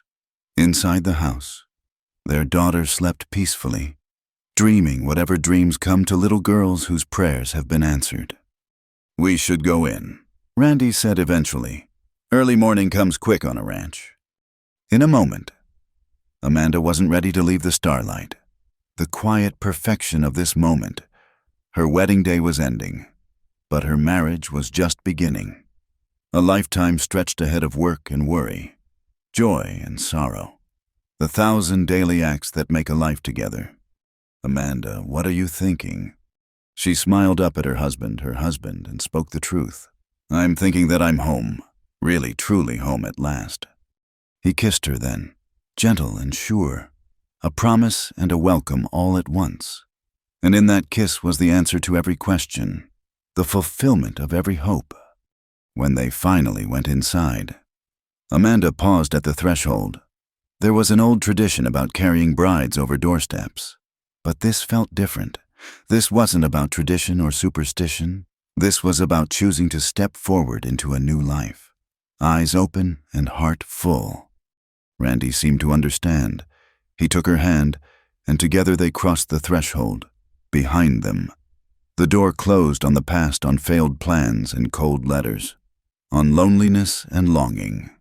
Ahead lay their future, imperfect, uncertain, but theirs to build together. In her room, Olivia stirred and called out sleepily, "Mama, Papa." "We're here, sweetheart," Amanda called back. "We're home." And they were. Spring came early that year, painting the prairie in blues and yellows and every shade of green. Amanda stood at the edge of what Olivia had named Mama's Garden, watching her daughter, for that's what she was now, in every way that mattered, carefully plant seeds in neat rows. "Not too deep," Amanda reminded her. "Remember what we learned about the carrots? They need to be close to the sun to know which way to grow," Olivia recited, her face serious with concentration. At 7.5, she was growing like a prairie flower herself, all knobby knees and tangled braids and endless questions.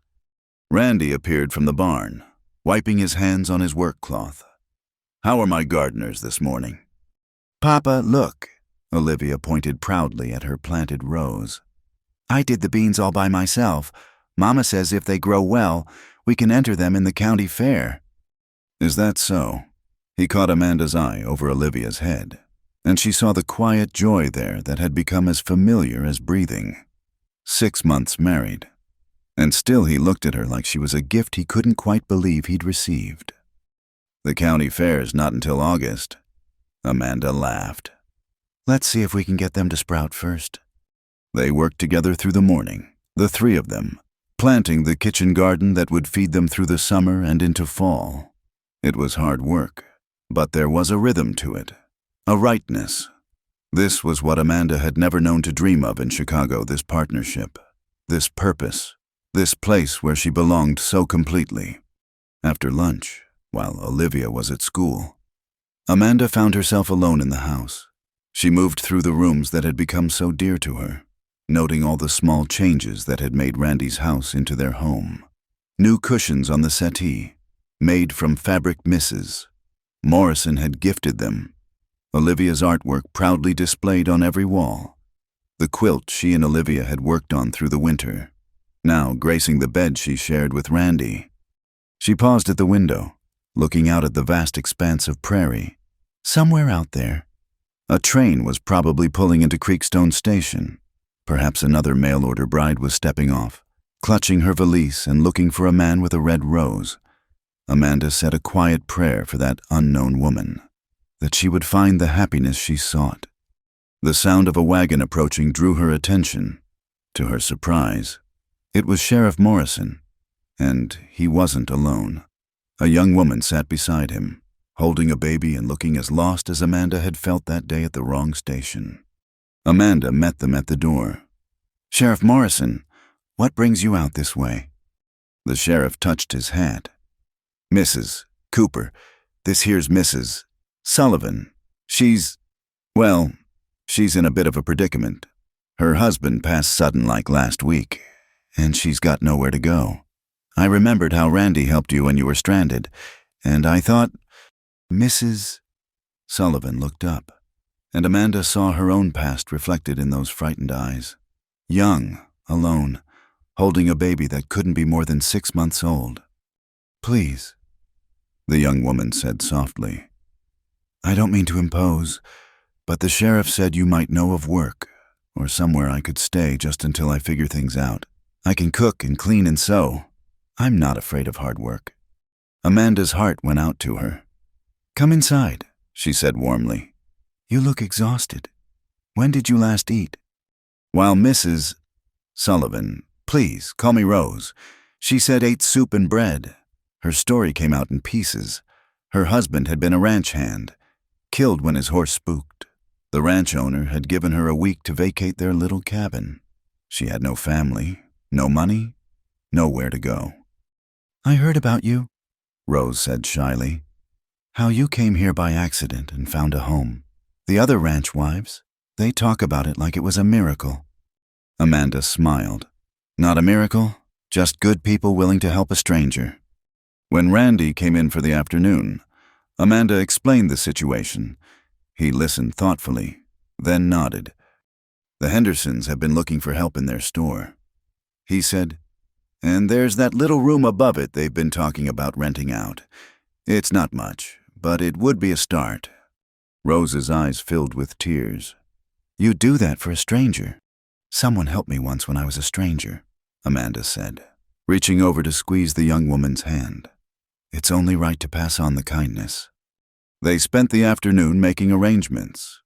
By evening, Rose and her baby were settled in the little room above the mercantile.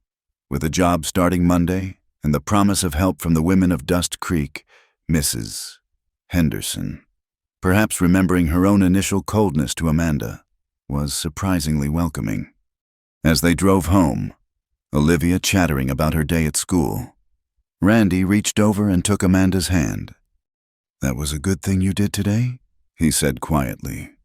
"We did," Amanda corrected. "I couldn't have helped her without you." "You would have found a way." His thumb traced circles on her palm. "You have the biggest heart of anyone I've ever known." That evening, after supper was cleared and Olivia was in bed, Amanda and Randy sat on the porch as had become their custom. The spring evening was mild, full of the sound of frogs and night birds. "I've been thinking," Randy said suddenly, "about what Olivia said this morning, about the county fair. It's been 3 years since I entered anything, since Mary died. I just didn't see the point. But now," he turned to look at her, "I want to show off what we've built here. Our garden, our home, our family. Is that foolish?" "Not foolish at all," Amanda said softly. "I think it's wonderful." They sat in comfortable silence for a while, watching the stars appear. Then Randy spoke again, his voice hesitant. "Amanda, I need to tell you something. About Mary." She tensed slightly. He rarely spoke of his first wife. "You don't have to." "I want to." He took a breath. "I loved her. I did, but it was different. We were so young, and she was so fragile. Always sick, always needing care. I felt more like her protector than her partner. And when she died," his voice roughened, "I felt guilty, for the relief mixed in with the grief, for the thought that maybe now Olivia and I could have a normal life." Amanda turned to face him fully. "Randy." "Then you came." His eyes met hers in the darkness. "You came with your strength and your laughter and your way of making everything brighter. You don't need protecting. You stand beside me, not behind me. And Olivia," he smiled, "she's bloomed like a flower in the sun since you arrived. You gave us both something I didn't even know we were missing." "You gave me the same," Amanda whispered. "A home, a purpose, a family, love." He kissed her then, slow and sweet, and in that kiss was every promise of their future together. Later, as they prepared for bed, Amanda remembered something. "Oh, I forgot to tell you, I got a letter today."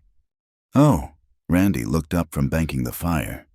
"From Theodore Hartwell." Randy went very still, and Amanda pulled the letter from her apron pocket, unfolding it with steady hands. "He writes that his new wife, apparently he married the woman who arrived the day after I was supposed to, is not working out as expected. She's flighty and unsuitable. He says he wonders if I might reconsider his offer."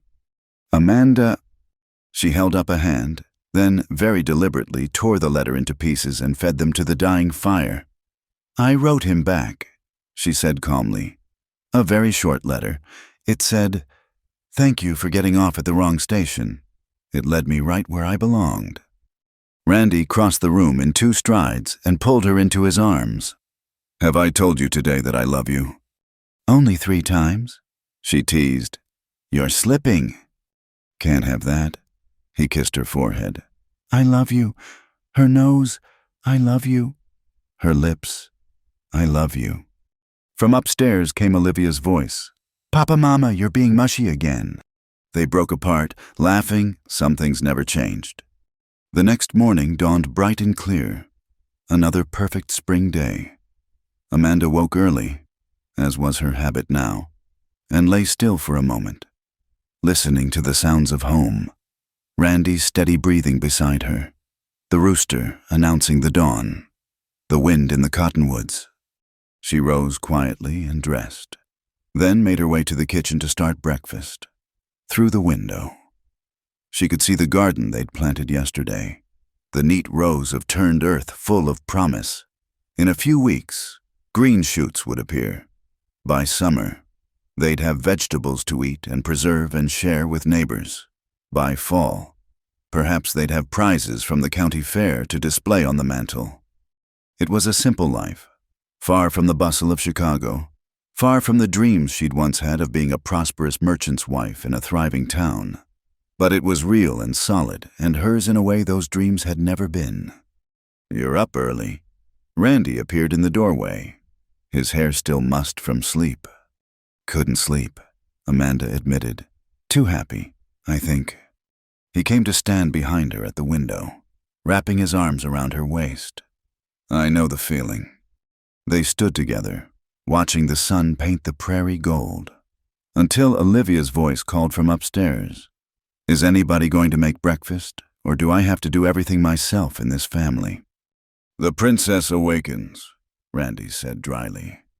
"And demands her tribute," Amanda added, turning in his arms to smile up at him. "Pancakes, do you think?" "With the last of the strawberry preserves?" he agreed. "Nothing but the best for our girl." Our girl, our home, our life. Amanda had gotten off at the wrong station, traveled to the wrong town, met the wrong man according to all her careful plans. But standing here in this simple kitchen, with her husband's arms around her and their daughter clamoring for breakfast, she knew the truth. Sometimes the wrong train takes you exactly where you need to go. Sometimes getting lost is the only way to find your way home. And sometimes, if you're very lucky, a little girl's prayers get answered in ways that bless everyone they touch. "Mama, Papa, I'm wasting away up here." Laughing, they broke apart to start their day. Another ordinary, perfect day in their extraordinary, perfectly imperfect life together. In the distance, a train whistle sounded, carrying dreams and hopes and mail-order brides to their destinations. Amanda said another prayer for those travelers, that they might find what she had found, not what they were looking for, perhaps, but what they needed. Then she turned from the window and got on with the business of living, of loving, of being exactly where she belonged. The end. Thank you so much for listening to this story. I'd love to know where you're listening from. Please share in the comments below so we can connect and discuss your thoughts about Amanda and Randy's journey. If you enjoyed this tale of unexpected love in the Old West, please subscribe to Wild West Stories 1850 like this video, and hit the hype button to help more people discover this heartwarming story. Your support means the world to me.